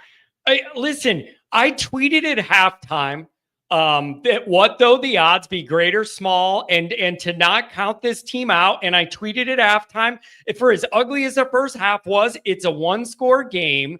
Like, I was not this team. Here's what I'm going to tell you, man. This team has earned from me the trust that they're going to fight, that they're going to go down fighting tooth and nail and to never count them out, because they've done it. They have done it since week 2. Since week 2, they have done that when everybody's counting them out and their backs against the wall. I wasn't going to doubt them here, right? Like, I wasn't going to doubt them here. And so I'm so proud of them, man. I'm so proud of everybody. Great job. John, that's what I wanted to call. I know I say it to myself. I say it to my family. I wanted to say it on your show. I don't know how many times I said it during this game. When they came back and tied that game at 24-24, I said, I am so proud of this team, of this university, of this head coach, of this coaching staff, of these players, of how they responded to how many. I said, we're not the next man up. We're the next man up after the next man up. How they came back and got, I for the first time in the year, John, I doubted them when they were down 24-17. Yeah. To me, they had 12 men on the field the whole game. Yeah. I didn't like some of the calls that was going, that pass interference call at the end when Kaiser got that interception. I didn't like that. My boy was telling me the first one, the interception we got, he was saying that he thought that the guy got the jersey. So I kind of gave way there, but oh my God, John, I just wanted to speak with you and tell you, I know I haven't talked to you in a while. I've been busy at work. I got work in the morning, but I don't care. I celebrated with my family. I watched the shows, the interviews, and I said, I got to call John here now because And I sent you a little chat there. What though the odds be great or small? We're one win away from winning it all. And I tell my buddies that at work all the time. Whenever I know we're going to have our hands against, we're going to be up against the wall against whoever, no matter whoever we face tomorrow night or the next game, whoever wins tomorrow night. Texas and Ohio State is loaded, but I'm telling you, John, this team just finds a way to win. And that's what it was like back in 88 when I remember 88 through 93 there. Yep. Them Holtz teams just found a way to win. And I'm glad for you, John, that you're getting to experience some of this. Man, I don't want to thank tie you. up too much of your line. Thank you very much, man. My dad, people like Jack Sacco here and my dad and Tom that have been around Dr. John, all these guys, that's what they're saying is like, John, this is what it feels when Notre Dame is right. This is what it feels like when Notre Dame has proper leadership. This is what it looks like when Notre Dame has proper player mentality. Like, this is what Notre Dame should be like more often. This vibe, this is what Notre Dame's like when Notre Dame is what it's historically been, good. And it's a beautiful thing, man. I'm so happy for all of us and these players and these coaches. This is just it's a blessing to be able to be here and talk to all you guys, man. This is a dream come true for me on a night like this. It's a dream come true just to. I'm happy. Oh, I'm happy for you, John, because I told you before, Tony Roberts was always the voice to me of Notre Dame football. But if anybody has a pulse on Notre Dame football, it's John Kennedy. And I know, like I said, I tell you, you do a great job. I'm glad you got to experience it. And I'm on cloud nine right now, John. I usually have notes when I call you. I didn't even expect to get through. I thought you don't need notes today. You don't need notes today. Like, today's about emotion, not game notes. It is. It's not about X's and O's right now. It's about the emotions. And that's my little lane here. And that's my little purpose, man. I genuinely mean that. I genuinely feel like my little purpose in this little Notre Dame world is to do this and be a conduit and to you guys and the fan voice and have those connections. And it's a blessing to be doing this, man. Thank you for the support. Well, I'll tell you what, I don't know if you remember me, but I'm the guy that rode the train out to see you at the tailgate party. Man. And I'll tell you what, you are a voice of it's just so comforting to know that there are people out there that think like me. You know what I mean? Yeah. Your voice and your pulse of Notre Dame football is none other. I know, like I said, I haven't called you. I let other callers call and whatnot. But I just want you to know that I just had to share this with you tonight. Molly said, "Aren't you going to bed? I got work in the morning. I got to be up." Man, I appreciate thought, you know it. what? I'm going to give John a call. Oh, that means the world to me, man. But, thank you. Celebrate this one. Celebrate this weekend, man. We deserve it. Yeah, and I'll tell you what, we got to get healthy. You know what I mean? No, before we move on, I tell you, I'm glad it's not till the 20th. Yeah, it's amazing what we're doing, John. I tell you, like you say, there's some type of something's going on here. You know, yeah. I don't know what it is, but it's beautiful. It's damn nice beautiful. to sit back and know that we're moving. Oh, yeah. Man. But I was just wondering what you thought of your emotions during that. When I'm watching a game, I think, I wonder what John. Totally. This one, I'm going to tell you this. I was way more animated watching Georgia. This one was a level of stress to where I was almost like I was just so strung out that I wasn't as like pumped up because my emotions and all day I've been a zombie. I was all messed up, man. I was all messed up all day. Yeah. Dude, I can't thank you enough for making the effort to get to that tailgate and all the travel you do and to support. I really appreciate it. Anything on the way out, man, thank you again. No, thank you for taking my call. Get to some other callers and go Irish, John. Thank you for taking my call. Thanks so much, man. Dude, that guy hopped a train from the Northeast and took it by himself all the way to South Bend just to be at my tailgate. And he was there and he was the nicest guy in the world. And I'm like, here, have a beer. And he's like, let me give you some money for it. I'm like, no, dude, I'm hosting the tailgate. Drink just the nicest guy in the world. I'm like, drink my beer. Seriously. Oh, man. Jack Sacco, $100 holler. Our fathers and grandfathers and all who ever loved Notre Dame are celebrating this win with us tonight. And I got to tell you, Jack Sacco is another one that is in the Notre Dame family and just a dear friend. I love him. He's the one who gave me the Letterman jacket the same one Biaggi wears. Him and I have the only two of that version of jacket I've ever seen, and I'm a little mad Biaggi has it on TV. That used to be my thing. I've never seen anybody besides me and him have that jacket. Sacco gave me it, and it has his name in there from the late 70s. It is a beautiful thing. Jack and I have spent a lot of drives coming to and from Midway to South Bend together, talking about what it's going to take to get Notre Dame right and get over the hump and believing in Marcus. And man, it just feels good to be on the other side of this. Mark with glasses, I love you, man. You're here every single day. You have the personality that this group needs and that I need sometimes. You're able to know what I'm feeling and make a funny joke out of it or get us all to loosen up a little bit. Man, I love you. I love you. Rodney, $5 holler, national championship. Here we come. Rodney, I think you had some doubts during the game, buddy. You were struggling. Andy Bogglehead, $50 holler. This team showed what it means to dig deep, to fight for something bigger than ourselves. When the chips were down, we rose up, driven by determination and the belief in one another. It wasn't just about skill. It was about heart.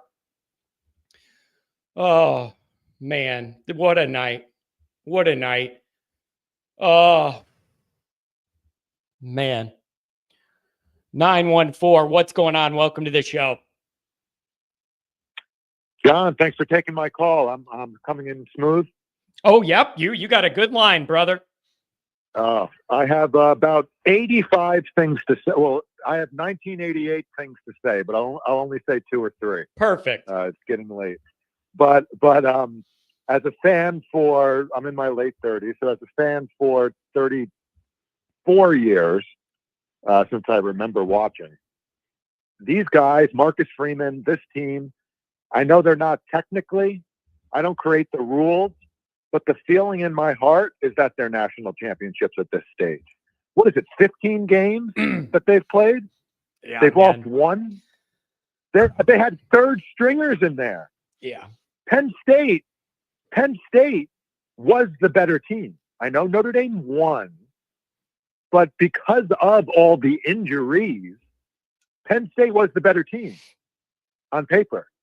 And to be honest, they were moving them around a little bit.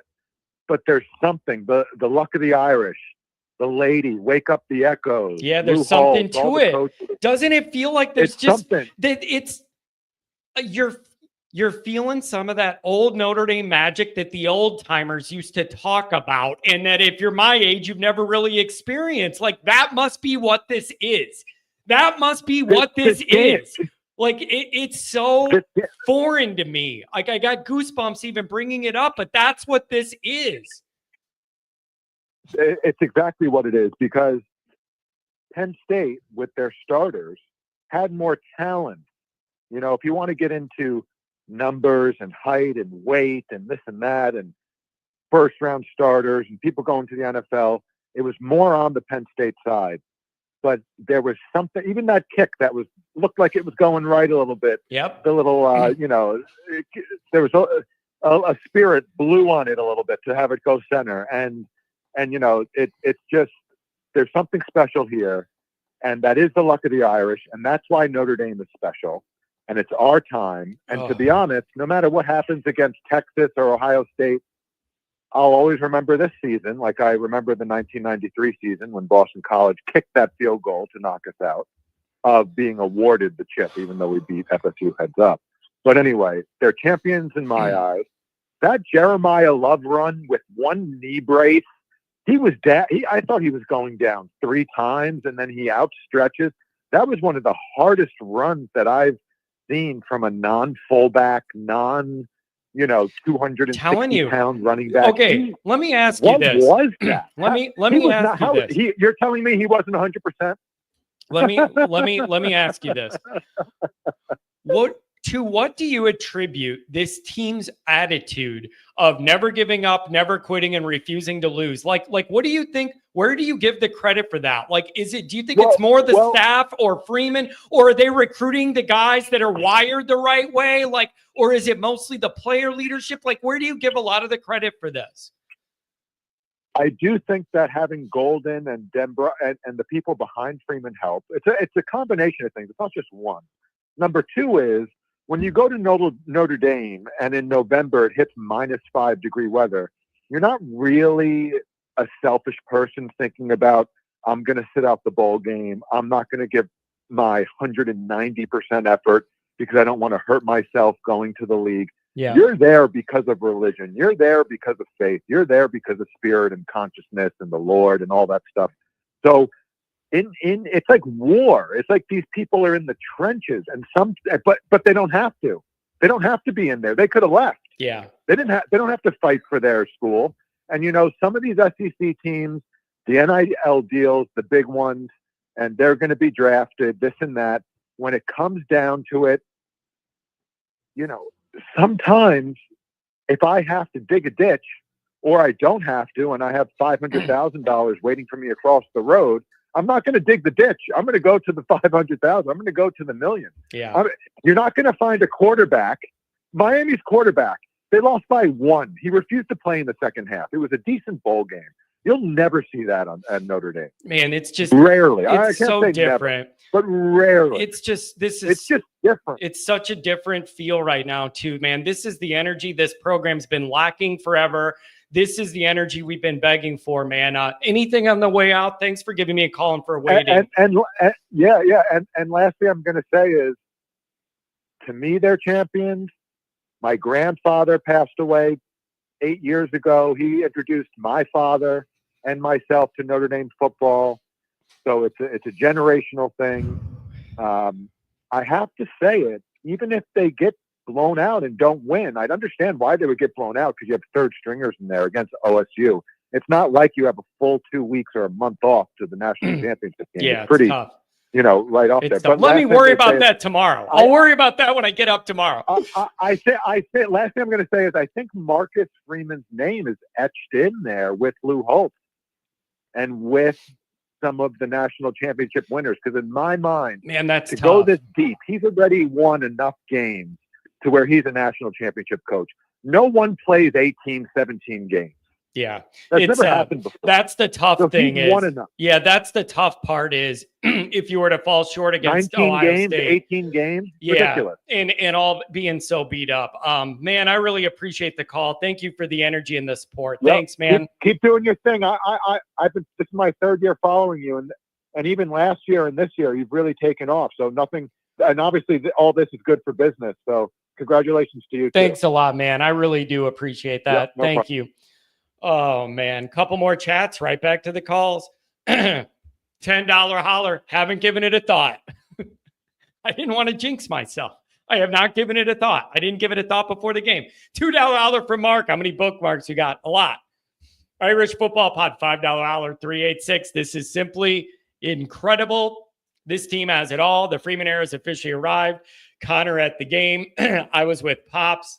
Epic. I'm telling you, man, it is a family affair around here. 815 and then 618 after that. What's going on, 815? John, this is Joe Moulter. First of all, I love you. I think you're great. Second of all, dude, how gritty of a performance was that? Joe, that was unbelievable. Joe, you're another one that where we overlap seeing each other almost every day in life. Notre Dame was not near this level. And for a while we asked, would they ever get to this level? And man, how proud are you for what Notre Dame did? I honestly, that first half, you and I have seen that game 100 times. Yep. And you know how that happened. Yep. And I'm sitting there because I had to work till 10. So I'm trying to do all the stuff and watch it. And I'm like, this sucks. And you can see why. If they lost, you can see why. They were worn out, injured, super emotional game the week before. Yep. And you kind of expecting it. You've seen Notre Dame. And then all of a sudden, Angeli goes in there, gives them a spark. And then you're like, do they stay with him the second half? Probably sure. You don't know. And then they come out and just steamroll down the field, and all of a sudden it's tied up. Then they go up one with love to run, and you're like, holy cow, this can happen. And then they go back and forth, and they didn't get a stop, and they need it. And you think maybe what's his name's concussed, or that kid's a cyborg. That tight end they had, yeah, he's a monster. He's a monster. And you think, okay, maybe he's hurt. Okay, and then nope, right back in, and they score. You're like, shit.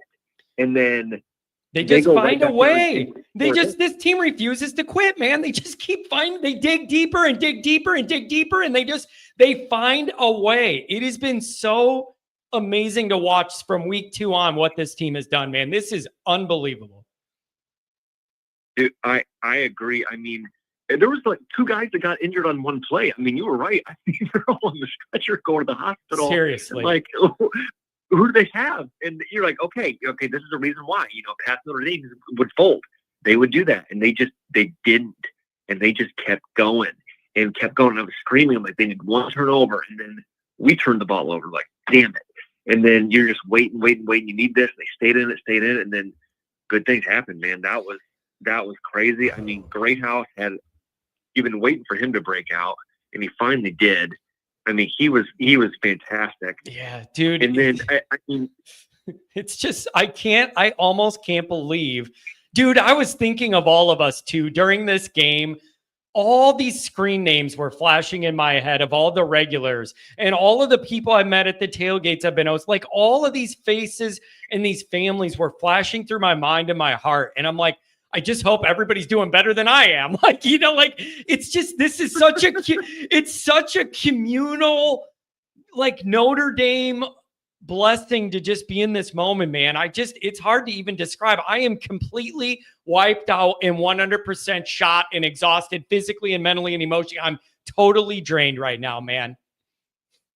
Yeah, no, I feel like I played it well. And John, last week I had the flu, so I had to work. So I was laying on the floor in my office watching the Georgia game. Oh. And finally, when it was over, I came home because I finally was able to drive home. And it was like the greatest. I felt great. I felt fantastic. It was the best flu I'd ever had. Oh. It was it was terrible. I probably lost 10 pounds, but damn it, it was awesome. Oh. Joe, I got it. Whatever happens next week, we deserve to be there no matter what. Like, we didn't get voted in. Yeah. Nothing. Yep. You earned your way. 3 top 10 teams. Yep. When was the last time we beat 3 top 10 teams in a season, John? Yeah. When was that? Yeah. It is. Probably before you get there. Man, I'm telling you, this is it's a special run, man. But I do think back to those times, 20 years ago, whatever, where we were running around, and man, what we would have given to have this vibe around Notre Dame then. It's just making me appreciate it all the more now. Anything else, man? It means the world for you to circle back into my life about 20 years later, man. Really does mean a lot to me. No, last thing I have is just congrats. I mean, the guy before said he's been following you for 3 years or whatever. Like, the 2016 podcast, for those who are new, you should check them out. They're my favorite. But like, dude, you were doing those podcasts on a terrible Notre Dame team in your office for like 200 views on YouTube. Yeah. And like, look at you now. I mean, last I checked, you had almost like 12,000 subscribers. I mean, you're doing this shit full time. So like, dude, congrats. This is awesome. You earned this more than anybody. We love you for it. And I really appreciate you and what all you do for us. You're the voice of all of us. We really appreciate that. Joe, thank you so much, man. It's it's great to hear from you, man. Celebrate this one, brother. Celebrate it. Will do. Thank you. Have a good one. Oh, man, we go way back. Pat and Angela know Joe. $5 holler. Simply incredible. The team has it all. Freeman era has arrived. Connor at the game. I was with Pops. Epic. $5 holler. Ryan Bush. These guys are all in it together, and you could see it. Oh, Kevin, Canadian Kevin. He's another one, man. He was in the inner circle when we first started this in 2016, and he was into the content and become a good friend, made the effort to come from Canada to tailgate with his son, came over to the house. God, I love you, Kevin, man. You're a real one, dude. You're a real one. $70 holler. Canadian. What's that translation? What's the conversion rate? Matthew, $5 holler. This one's for Uncle Dave's daughter. We lost him in 24. Air Force vet and diehard Irish fan. He would have loved this. Hey, man, this one's for everybody. All of your people, they're with you tonight. They're with you tonight. Whether you're drinking, whether you're smoking, whether you're dancing, whether you're praying, whatever it is that you do, everybody needs to know your people are with you tonight. Brian, $20 holler. John, cheers to you and all the superb energy and love for the Irish you bring to all of us. Ice cold Miller Lights will taste a bit better this week. I might have to do the thing where I stay up all night tonight, and when I'm done with my work, kind of have my own party at like 3 or 4 or 5 in the morning and just go. I'm sorry, you guys. This is special. This is different. 618 has the longest call log of anybody that's ever called this show. He's up over 200 calls. This guy is here all through the summer, always making sure this show has good Notre Dame callers, and I love him for it. 618, welcome to the show.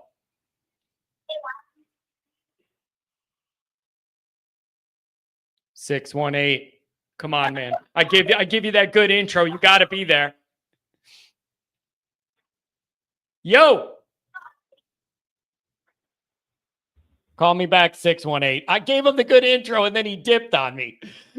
615, what's going on?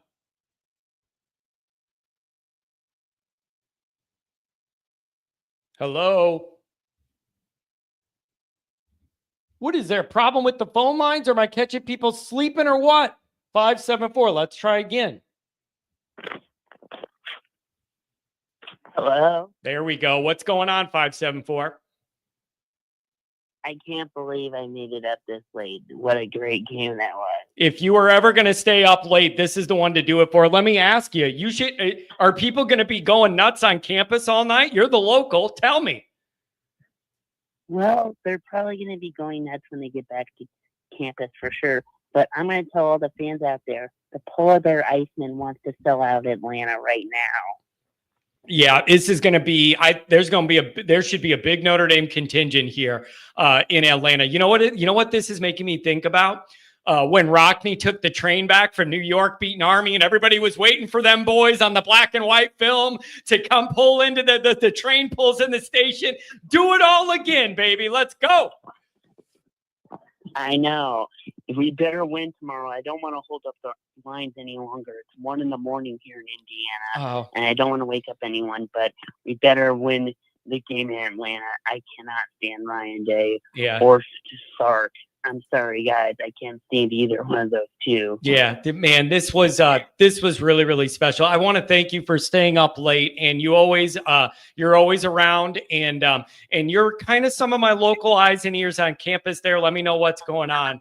I really appreciate your contribution to the shows, man. Thank you.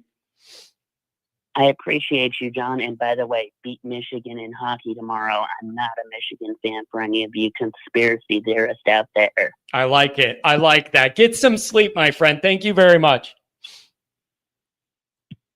Oh, man. This is what a night. What a night. Unbelievable. 717, what's going on? Hey. What's going on? How about them Irish, huh? Are you excited? I am beside myself. This is almost surreal. It doesn't almost feel real. This is the Notre Dame I've been begging for my entire miserable existence. It feels damn good for once. Yes, brother, yeah. It feels damn good. That first half sucked. I was afraid. I thought we were going to lose to them, and but I never forgot what they did. You remember what they did, and God was on our side. And yeah, what a big victory! I mean, such a sweet day. I'm going to tell you what. It always helps to have God on your side. Are you somebody that I should know? By the way, just asking. Oh, you got. Are you somebody that I should know? Are you somebody that we should know that likes to talk shit to a former coach that we all know? Could that be who this is? No, I'm not a former coach. No. You might be Charlie Weiss. You were. No, come on now. I know this is who I think it is it not? My name's Shane Gillis. Yeah, that's what we thought. I got to tell you, man, you are what you have done is quite fantastic. Alabama Jones. I got to tell you, listen, man, I want to tell you this, Shane. Your integration into this modern Notre Dame landscape is a sign of the entire program getting modern with new leadership and all this stuff. I'm telling you, you in the locker room, you running your mouth on game day to all those people, putting them in their place. We have needed this kind of attitude and this mentality, Shane. Thank you for being a part of it. It's awesome. Hey, I'll be in Atlanta, man. I'm telling you what, here's what we need to do. We got to get something going on with you and Goolsby, get the former captain linebacker. We got to get us all. We got to do something. I know Goolsby. Well, we got to do something, man, because this is some real Notre Dame shit, Shane. This is some real Notre Dame shit. Fucking right. Go Irish. Oh, go Irish, man. I really appreciate the Sorry call. if we're not allowed to swear. Oh, yeah, I try to keep it clean here, man. I try and have a family show, but it doesn't always work out. My bad. It doesn't always work out. Dude, I got to tell you, man, your integration into this Notre Dame community has been just gorgeous. It's primo. It's exactly what we need. Some new, young, modern, edgy energy, Shane. Hey. Go Irish, baby. All right, I got to go. You're the man. All right, I love you. Thanks a lot. See you. Oh, man. I got to tell you, it's not every day that one of the hottest comedians on the planet calls into the Always Irish show. We're touching some new bases tonight, folks. Everybody caught on to it too. Everybody caught on to it. You heard that voice. Oh my God, what a night. What a beautiful, beautiful night. This is unbelievable. 562, I'm talking to you. What's going on? Hey, John. What's up, buddy? Oh, I've been thinking about you. What do you make of this? Oh man, I'm beside myself. After Man. 77 years of being a fan, thanks to my dad, who died young at age 52, and this is the 50th year that he passed away. We're going to celebrate in a mass in about 2 weeks. Man, I got to tell you, I'm so happy for you, man. You edged Dr. John out as my oldest, most loyal caller. What is it? 80? Is it 84? 84? It's 80. No, I called you on my birthday 2 days after Christmas. So it's 83. 83. Man, you're 83 going on 33, brother. I was thinking about you today. I knew you had to be. How are you holding up during this one? It was stressful, or are you beyond that? It was a little stressful, mainly because I thought, I had confidence like Goolsby did, confidence in the team, but I thought the referees might take it away from us. And, some games happen like that where the zebras rule everything and mess up the outcome. Yeah, oh, man. You want to talk about what, though the odds be great or small? Notre Dame overcame it all, man, and it never applies more than it does in this moment. There's an old saying, I don't know who's attributed to, but they say that a great offense will win you most games, but a great defense will win you championships. Yeah. And I don't know, we can say they're great defensive play, but they sure act like it. Man, even with subs and everything, everybody rises to the occasion. They did that. They've been doing the next man up thing over and over and over again. It was just, this is beautiful, man. This is that Notre Dame thing we've all been wanting and begging for and dreaming about. This is it, man. I'm so happy for you. I really am. This is just a joy. What makes me happy the most is one thing. Those doofuses at ESPN have finally given Notre Dame RESPECT. Yeah, and they're not going to have a choice now. What are you going to say now? Like you got to give us credit now. You know what I mean? They got to swallow it. Yeah, there's no other way. They got to give us credit now. Yep, there is no denying it. You got to give us credit on this one, man. This is. What a special night. What a special night. Anything else, my friend? It's a joy to hear from you, man. Well, I'm Joe from California, and I promised you a basketball story after the season's over. Well, and I'm working on it, and you'll really enjoy it. Well, listen, I'm glad tonight's not. I want to hear your story, but I'm glad tonight's not the night, brother. The season isn't over. Right. We're still going, baby. Right. We're still going. Hey, yes, absolutely. Thank you so much for calling. I appreciate you. And I'm so happy to be part of your family, John. Oh, thank you, man. It's an honor to be a voice of the people. I really appreciate it. Thank you so much. Oh, man. Dude, I just have the nicest callers, man. I'm just so lucky to be able to have this group. Everybody's so great here. Everybody's just so great here. This is a beautiful thing. Oh, Brandon, what's going on, buddy? What's up? Your turn. Come on. What's up, Brandon? Oh.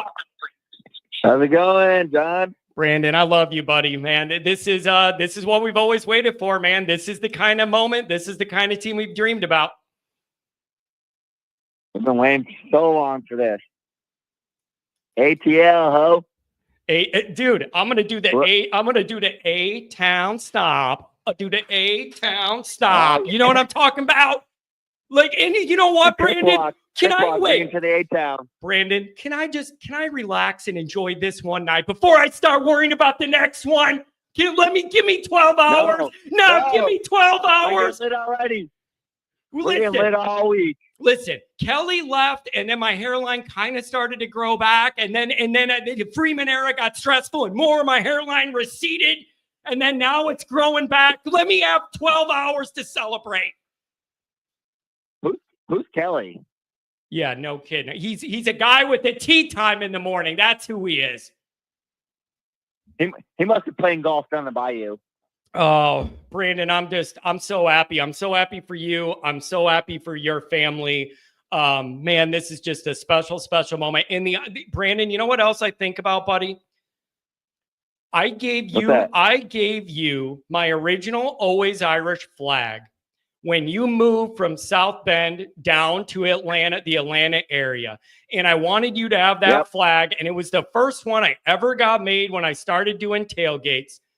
And I told you, I want you to have this flag and represent us down in Georgia in SEC territory. And it was important to me that you're the one that had it for that journey and that part of your life. And this is all, it's all come full circle. We're flying that next week. It's all come full circle. And it's an amazing, beautiful, beautiful thing, man. I was thinking about it. Hey, Shane Gillis, look for the always Irish flag. It's signature and everything. There we go. Coming from downtown, Shane. Oh, man. Come on. This is, man, what a magical thing, Brandon. I hope you and your family are enjoying it. Anything else, buddy? Oh, go Irish and beat whoever we're playing. This is our year. Oh, man, it's a beautiful, beautiful thing in here.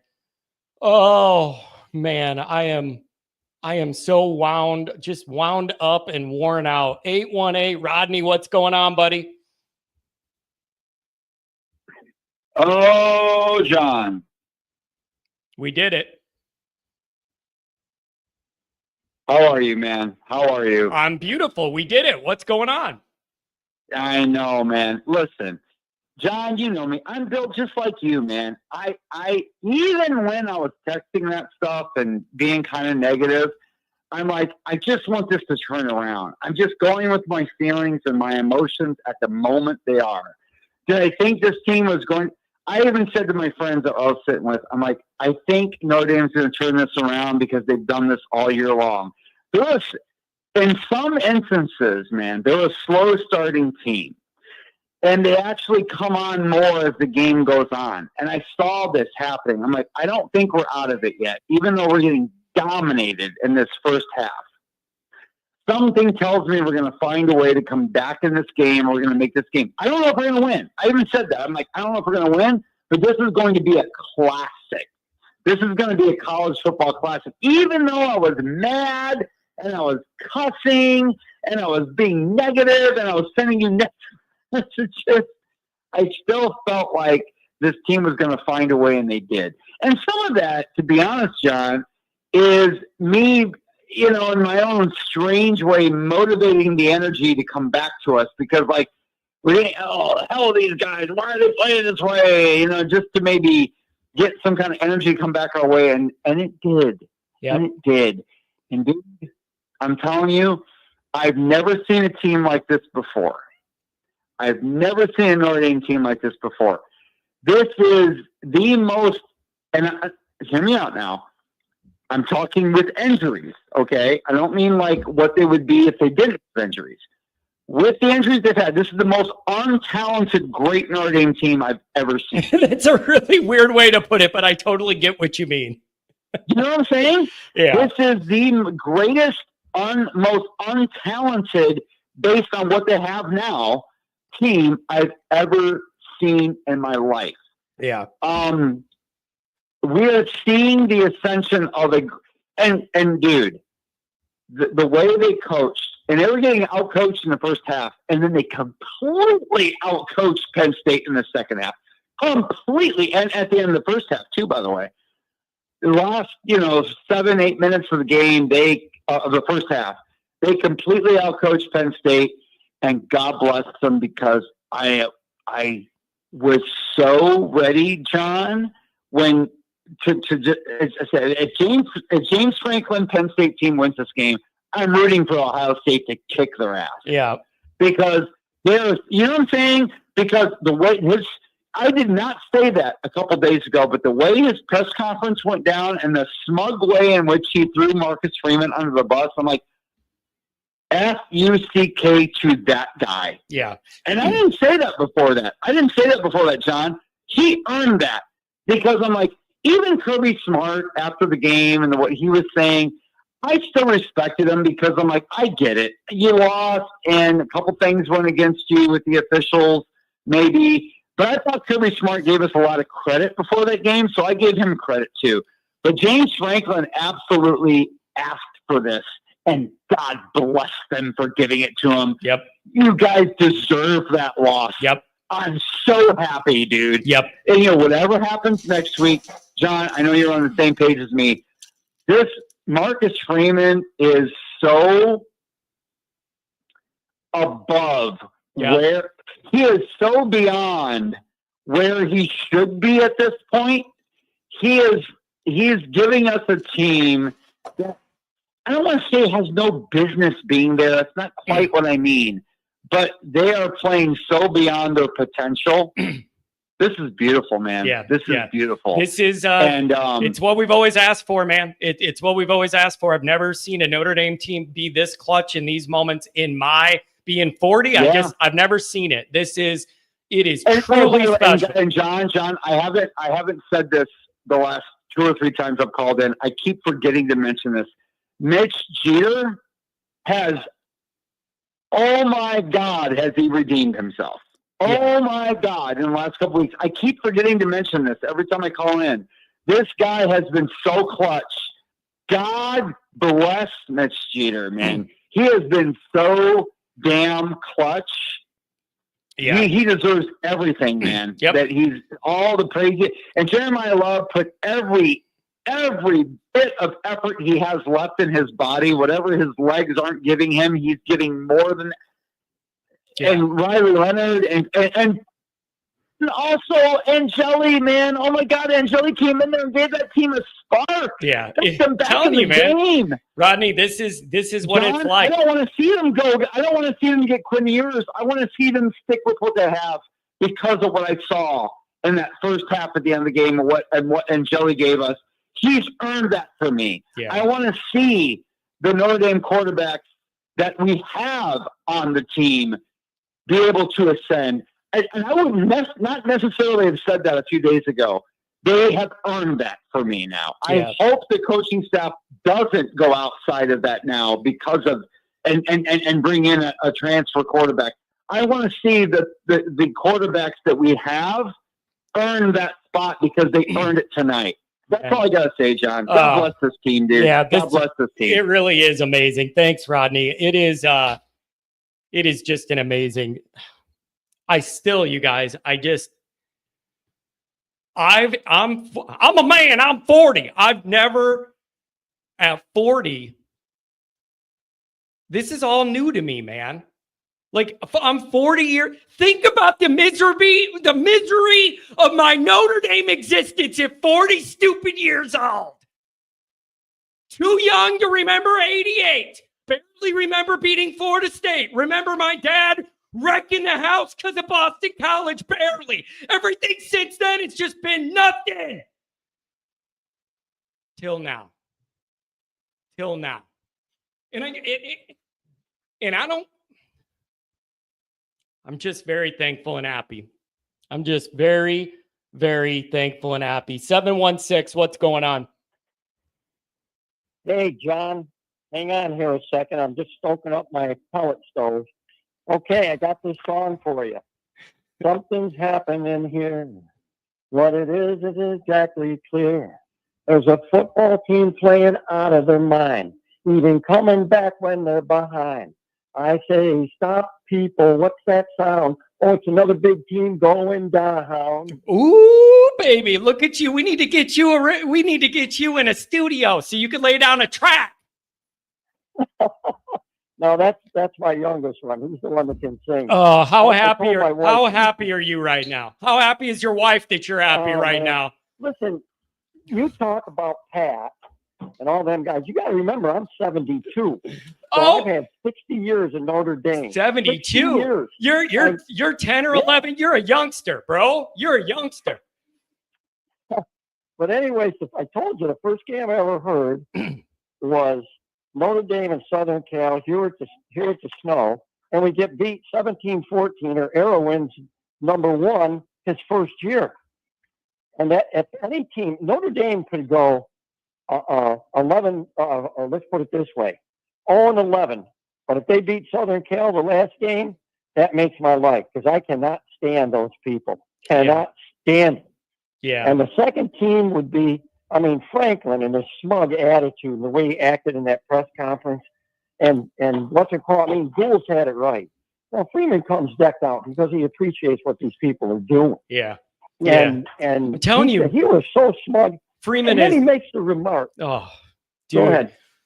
James Franklin, the more I saw of James Franklin and his little cocky quarterback with the 70s muff glued to the top of his head, the more I dislike these people. And you know what? Franklin went up there and big time Freeman on that podium. He talked down to him like big brother, little brother. He went out of his way to create some weird power dynamic, and Freeman had the maturity to just let him run his stupid trap. And look where it got him.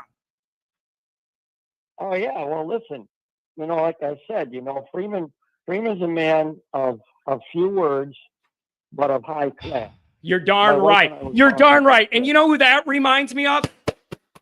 This guy, Frank Leahy and the Fighting Irish. That's what it reminds me of. That's the kind of work ethic and how you treat people and being a family man. All of it from this book. It's the closest I felt to Frank's. This is the closest I felt to Frank's spirit in my entire 40 miserable years of Notre Dame-dom. So I've seen the good and I've seen the bad. I've lived through the Weiss years. I've lived through the what was his name? The guy that came from Stanford and Tyrone Willingham. And, I've lived that. I'm thinking, we'll get back. We'll get back. They just got to find somebody that cares enough about this team and this school to really want to put everything down and aside and work on it. And that's Freeman. And here's the thing. I'm watching the game tonight. I'm going to tell you, this is the truth. We're down 10-0. I said, we got to get going. And Peanut Butter and Jelly comes in. Yep. And I said, man, maybe they ought to stay with him in the second half, because this kid can pass. Just give him the protection. And they were talking about the ball being stolen under the pile. That ball got stolen from who? Number 11, Chandler. I don't think he could do anything with that left arm. I think that thing was really bothering him more than you think. Man, Love, oh my gosh. I know. Jeremiah Love, what's it called? It's going crazy. Yeah. Greg McElroy. He said he made a promise he wouldn't high jump anybody. He jumped over that guy going for the touchdown. He goes, what an effort. And then he did the high jump again. Yeah, it was, I'm telling you, man, there's just a different feel with all of this, man. And I've been saying forever that if Notre Dame ever gets it right, I'll feel it. And I always thought that I would know it. And I just got so frustrated over all these decades of not feeling it and not knowing it and us not being it. It just feels damn good to be on the other side of it, man. What else you got, Todd, on the way out? Thanks for holding. Hey, yeah. So they were, because it's after 1. What is it? 1:20 here. It's going to be a late but one. anyways, I'm retired, so but anyways, it's like I'm thinking of the game, and here's what happened. I'm watching, and I go, "Hon," I said, "it's halftime. We're losing. At least we got the 3 points. That's big. We don't have a goose egg going in. We get the second half kickoff. We got to do something with that." And so I said, I'm thinking, I'm talking out loud. I'm like, I just got this feeling this game's going to come down. We're going to win it with a field goal in the last seconds. We're going to win this game with a field goal. And she goes, "What are you talking about?" I said, "Hon, I just got this feeling." I said, "This is crazy." And then Riley Leonard got the MVP. I'm watching Holden. I'm watching the stuff. He gets the MVP off and he goes, "Hey, not me. I was the reason that we were in the position we were in," he goes. Yeah. And he gave credit to Angeli. He says, "Listen, it's all these guys out here that won the game. It isn't me. It's us working together." And I thought the best thing that happened, you talk about class from Freeman. After everything's done, Molly says to him, "Well, there's one other big thing here." She goes, "You're going to be the first," I can't remember if she said Black or African-American coach to go to play in the college football championship game. And he says, "I want to make something clear," or something like that. He said, "This isn't about me. This is about this team. We do this together." He's so classy, It's not man. about me and an individual award. It's everybody. He's so and classy. when you watch him on the sideline, I'm watching him on the sideline and I'm thinking, this guy is agonizing, just like he's out there playing when these guys don't do good. It's like he feels that, and the players know that. Yeah. And that's why I think he has that connection. And these guys have run through a brick wall. We lose 2 offensive linemen. Jagasaw's back in playing, who really hasn't played at all. Yeah, they just don't quit, man. They just don't. They just refuse to quit. Well, this team is just wired different, and they have different leadership, and it's so beautiful. Hey, man, I'm going to go live Saturday night again to celebrate. Give me a call back. Well, that I don't know about that Saturday night. I don't want to make it too late. But anyways, somebody asked him, "What do you need?" Oh, she did, Molly. She goes, what do you need for the next game?" And he goes, "Well," he says, "what we really need is to get a lot of guys healthy." He says, "Outside of that, we're enjoying this tonight. Yeah. We are going to enjoy this." And I bet you they are after the bulletin board stuff, and they don't belong here, and they need to be in a conference. And I'm thinking, like, would you just shut up, Franklin, and talk about the game? You're sour grape. He's unlikable. He's unlikable. All right. I'll talk to you during the week, I'm sure, brother. Thank you. Yeah. Have a good one. Hey, listen. Yeah. I got Texas tomorrow night in an upset. Let's see. I really think they can All right. beat them. Man. Yeah, I haven't even thought about that yet. Thanks a lot, man. I got to. Dude, James Franklin is so unlikable. You know when the most likable James Franklin was? The most likable James Franklin ever was when the guy from Mad TV, Coach Hines, dressed up like him and ran across the field. That's the only time James Franklin has ever been likable, is when a comedian dressed up like him. He's a fake tough guy. He's a fake tough guy. And I don't like his quarterback's hair. Might be out of jealousy, but I don't like that kid's hair. Bugs me. Ugh. What do you get a bush on top of your head for? Piss me off. 415, what's going on? What's up, John? How you doing, buddy? I'm in rare form. Yeah. You know what, my man? I've just been listening to you for the last 2.5 hours, and I'm just sitting here thinking to myself, I'm exhausted. You're exhausted. Everybody's exhausted. It's only 10:30 here in California, but I feel like it's 4 in the morning. I can only imagine what you guys are feeling. Oh, dude, I'm exhausted, but I have energy at the same time, if that makes sense. But I am noticing something, though. I feel like the excitement of the raw hype was more after the Georgia game than this one. And I just think everybody's spent, bro. I have no nerves left. I'm over here seasoned the whole second half. Yeah, no doubt. And I think, I've been pondering, what is it that I want to talk to you? I have notes. I have all these different things. I'm talking about leadership or this player, that player, how the team is just actually playing. I really, truly believe that they are the best team not the best players all around, or like as far as like athleticism or this or that, but that together as a unit, they just play so ferociously. They play so together. They love one another. They're there for one another. They're just throwing it all out on the field, and everybody's just selling it out. They're just like, absolutely, we're going to give it 100% no matter what. And that starts with the leadership, top all the way down. But, you know, I think about the culture. I think about the culture of this fan base. I think the culture of this podcast and this YouTube channel that you have going on, and how it resonates with all the fans and the people out there, man. And it's incredible. And I'll say this, that, you know, I think we're all just on cloud nine and we don't know what to expect, because it was like, okay, here we go. We actually beat Georgia. We were 0-3. Now we're 1-3, but who cares? We're in our minds, we're 1-0. That's what matters against them. Beat the SEC champs. Get out. Take the Sugar Bowl. Now we're going off to the Orange Bowl. And of course we're down 10-0. Of course it looks like we're getting pushed around on the offensive and defensive lines. And we were. Yep. But they fought. And they fought, and they fought, and they fought, and they fought, and they never stopped. Even they got the lead, they gave it up. It was back and forth, absolute slugfest in a phone booth.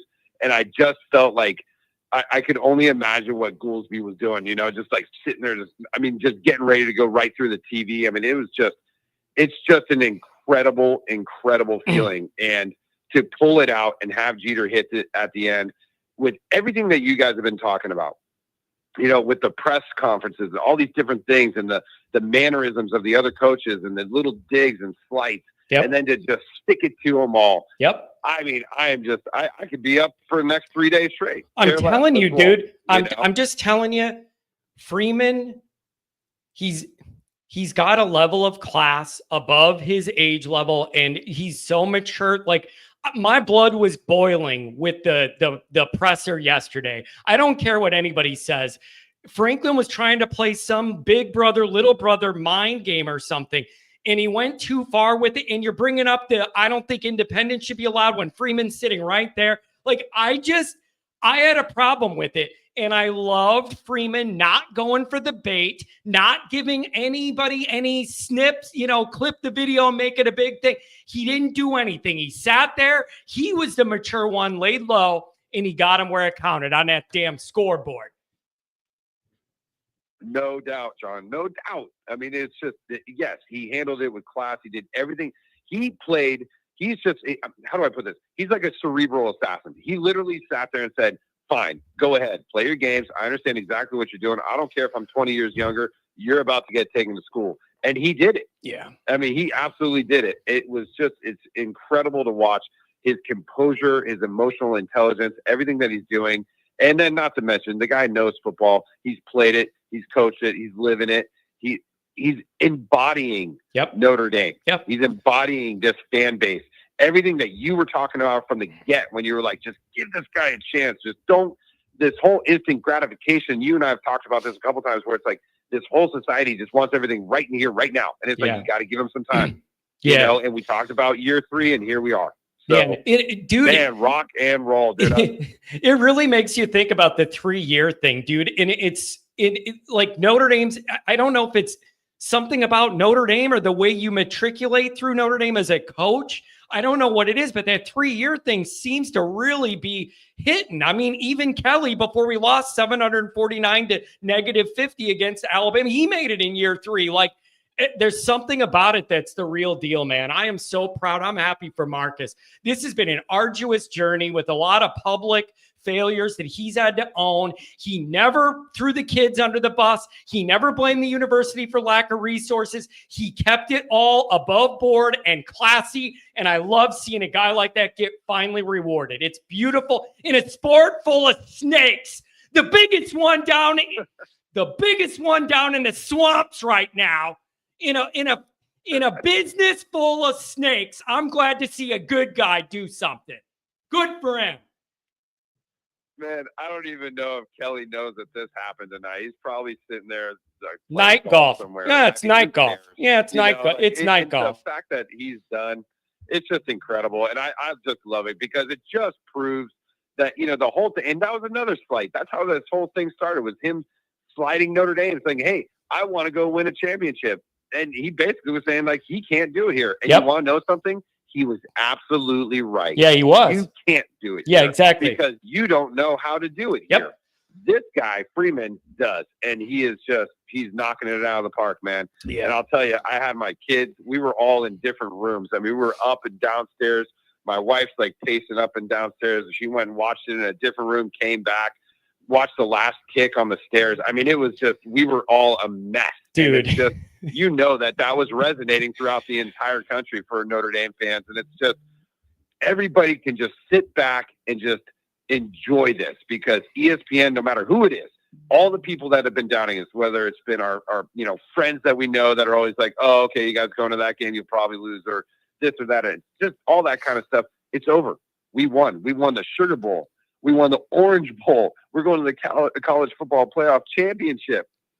I mean, this is it's just cloud nine, my man. Yeah. It's, and one other thing. Sure. Congrats to you again, buddy, because this with success all around, that's to you as well. And this is just, thank you. Fantastic. Man, So, I really appreciate it, dude. buddy. It is my honor to be able to just give you guys a platform and a voice. And the fact that this has turned into more of a family thing, and all the people I've met and all the families I met and all the backstories all tethered together with our love for Notre Dame. I'm telling you, this is a beautiful thing. And this is way more than I ever thought this would turn into in 2016, when I started pounding my desk at the old job, mad at Brian Kelly. So we've come along. I've come a long way. We've come a long way, and Notre Dame's come a long way, man. Enjoy this one and stay safe out there in California. Okay. We're thinking of you guys. Hey, will do. Tell Goolsby Adam out in California says what's up, man. That guy's an absolute animal beast. I love it. And talk about cerebral, man. He brings it too. So fantastic. I love you guys. I'll talk to you soon. Oh, thanks a lot, man. Have a good night. Oh man, what a night. This is this is something special. I'm struggling. 386, what's going on? Yeah. Yo. Oh, dude, hey man, I'm speechless. Yeah, they did it, man. They actually did it. I just was FaceTiming Connor. He's on his way home now. He went and met up with Andrew. He said the Always Irish tailgate was showing out as always. Extremely awesome. Man, do you know how much that means to me, that like my brother lives down there, but I wanted to be here with our group, good or bad. And for my brother to be able to take the flag and fly it and have people want to be just with the Always Irish group. And it means the world to me to see all the people that wanted to stop by, even though I wasn't there. It's a true family community. As soon as we knew that he was going, of course we were going to go and support it. It's just, this is a family community. This is what we've been waiting for, man. Yep. 2 New Year's 6 bowl games in 7 days. This is by far one of the best teams that I have ever watched in all different sports. That's the way I feel. Man, but the weird part is, you're not looking at it as a Notre Dame fan and being like, man, we just have 5 stars everywhere and it's impossible for us to lose. And we got, you know what I mean? Like, it isn't like that. It's this gritty, grindy, just like intense, like getting more out of the group than it looks like you should get on paper type of vibe. Like, they're doing it in a way that surprised me a little bit to make it this far. And you got 80 guys that are in the hospital. Son of a buck.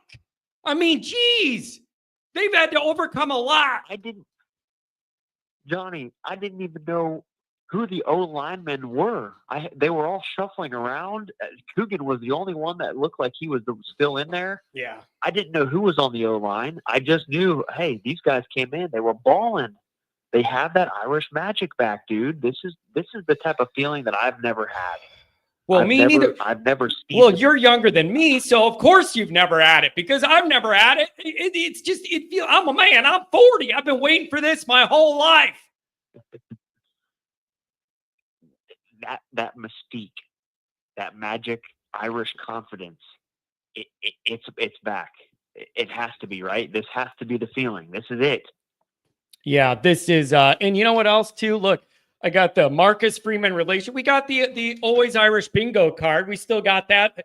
We got 10 guys on the field. We got Marcus Freeman relationships. Like, I got all this stuff that I've been talking about all these years and repeated all. It's just good to have it all happen finally. Like, it's just good for this to come full circle.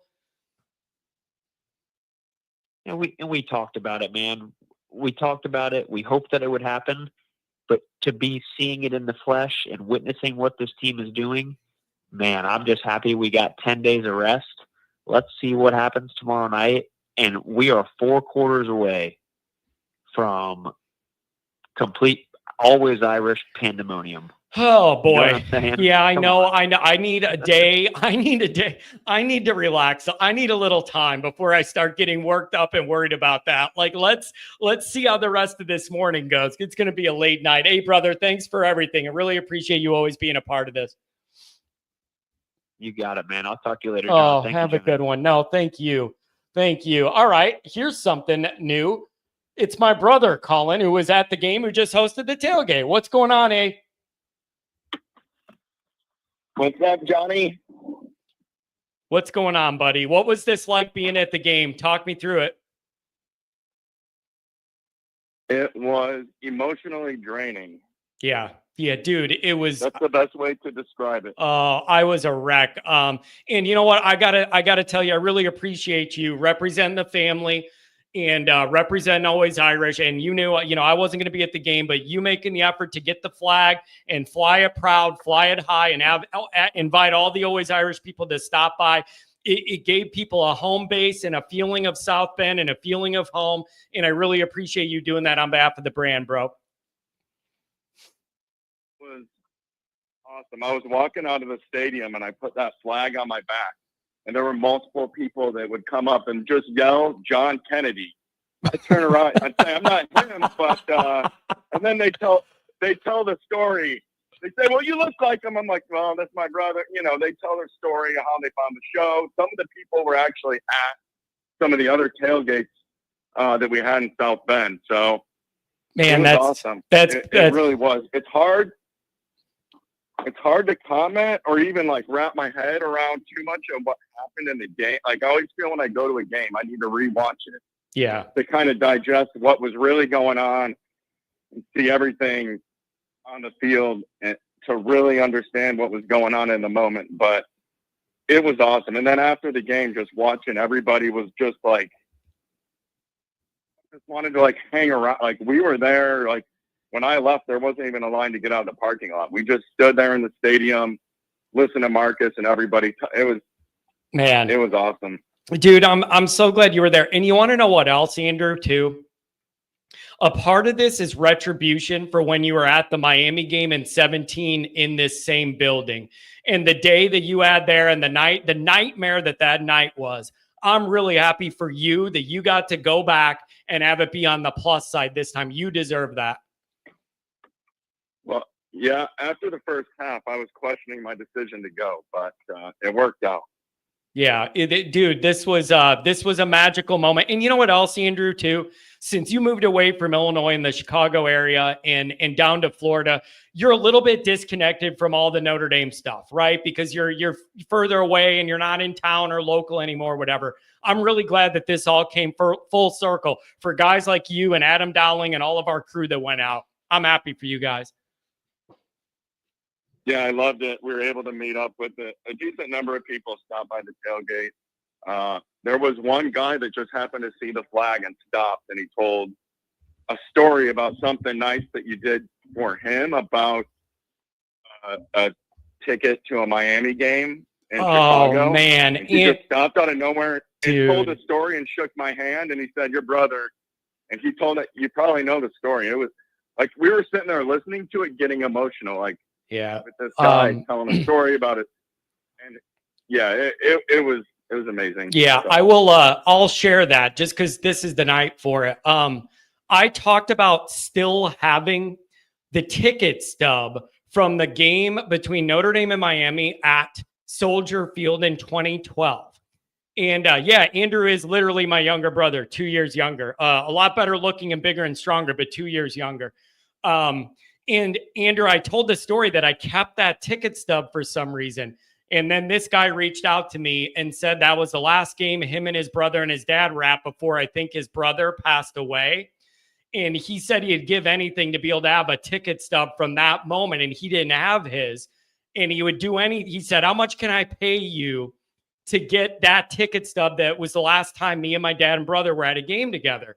And I said, God bless you, bro. I will put it in the mail tomorrow. And I just mailed it to him. It is the least thing I could ever do. And you know what else, Andrew? Full circle all again. Full circle all again with something like that coming home. That's a beautiful thing. Yeah. And his brother, he go, and I said, oh, yeah, I'm Andrew. He said, oh, that was my brother's name, Andrew. It was like, oh, man. Like I was tearing up before the game. I was tearing up after the game. Yeah. Yeah. It was emotional person. Yeah, I know. It's like, Jesus. You're the cold one.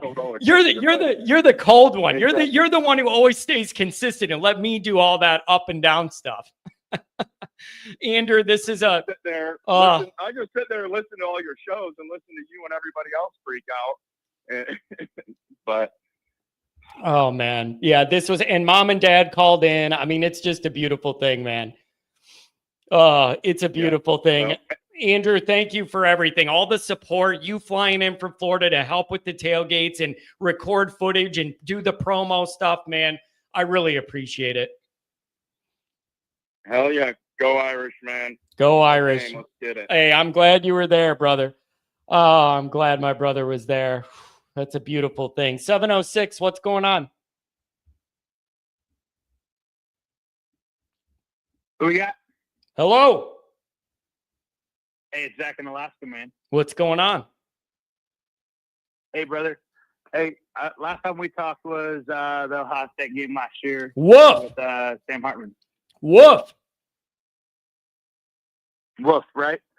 So, first thing, I've watched your whole show for the last couple hours, and a lot of people talking about losing a loved one and how much that meant to they would love to see him. I lost my dad in October.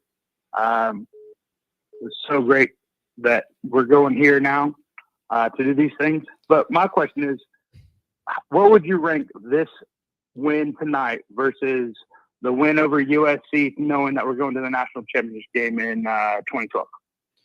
I mean, it's so hard to do apples to apples with the 4-game playoff, right? Like, I feel like that's the challenge now in comparing how good these teams are doing to before, because then you win that game and then you have one more game to win and you're in the championship.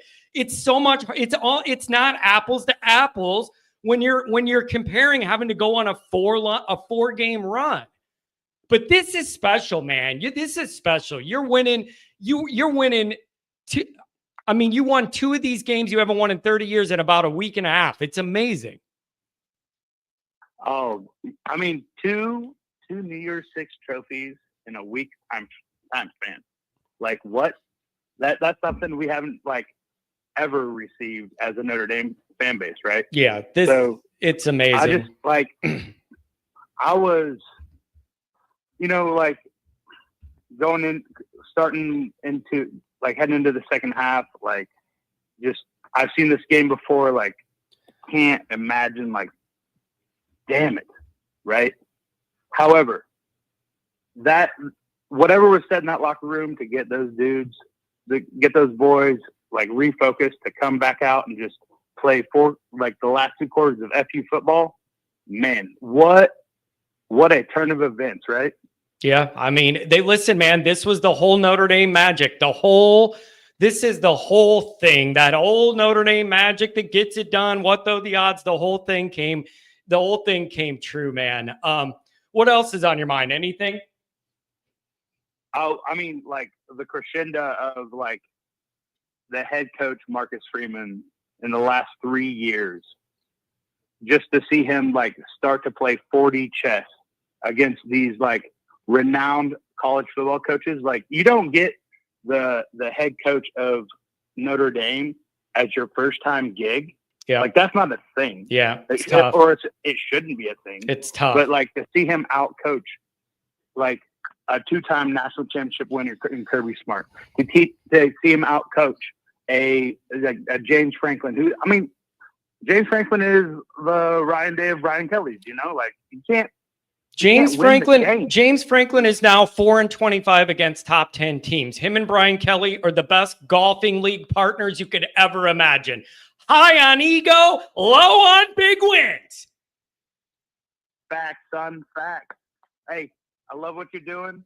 Thanks for taking my call. Love you, my guy. Thank you very much. Really do appreciate it. This is one for the ages, people. This is one for the ages. Adam Dowling was at the Always Irish tailgate in Florida. What's going on, Adam?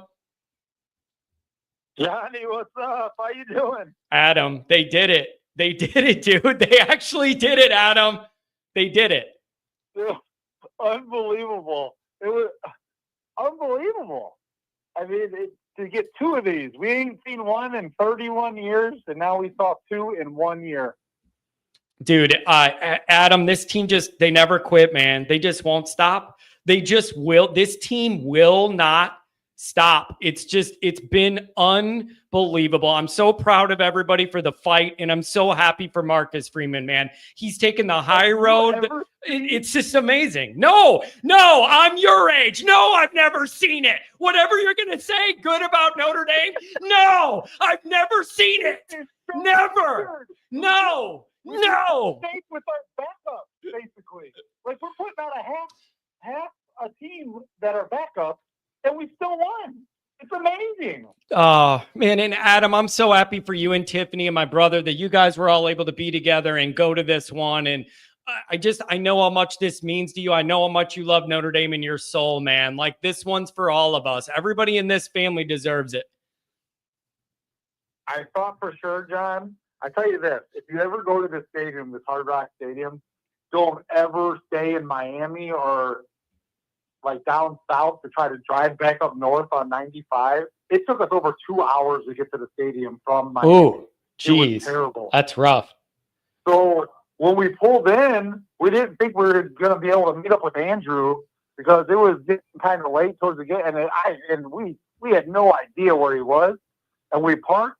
And I happened to just look up and look across the parking lot, and I could see that white Always Irish flag, like yeah, baby, not just across the lot. I'm like, oh my gosh, what are the odds? He's right there, dude. It was just meant to be. It was just apparently meant to be tonight, man. Like I don't know. It's just this team they just don't quit, Adam. I'm so proud of everybody. I'm happy for Marcus. It has been a rough journey. He's learning in the public eye. Every mistake has been front and center. He's owned it all with class. Never threw the guys under the bus. Owned it all. And now look at him. We and one more thing before I get off here, John. I know I've said this a couple times about other fan bases. If I've ever told you that's the worst fan base I've ever dealt with an opposing team, this was on steroids. Was it that bad? Were they that bad?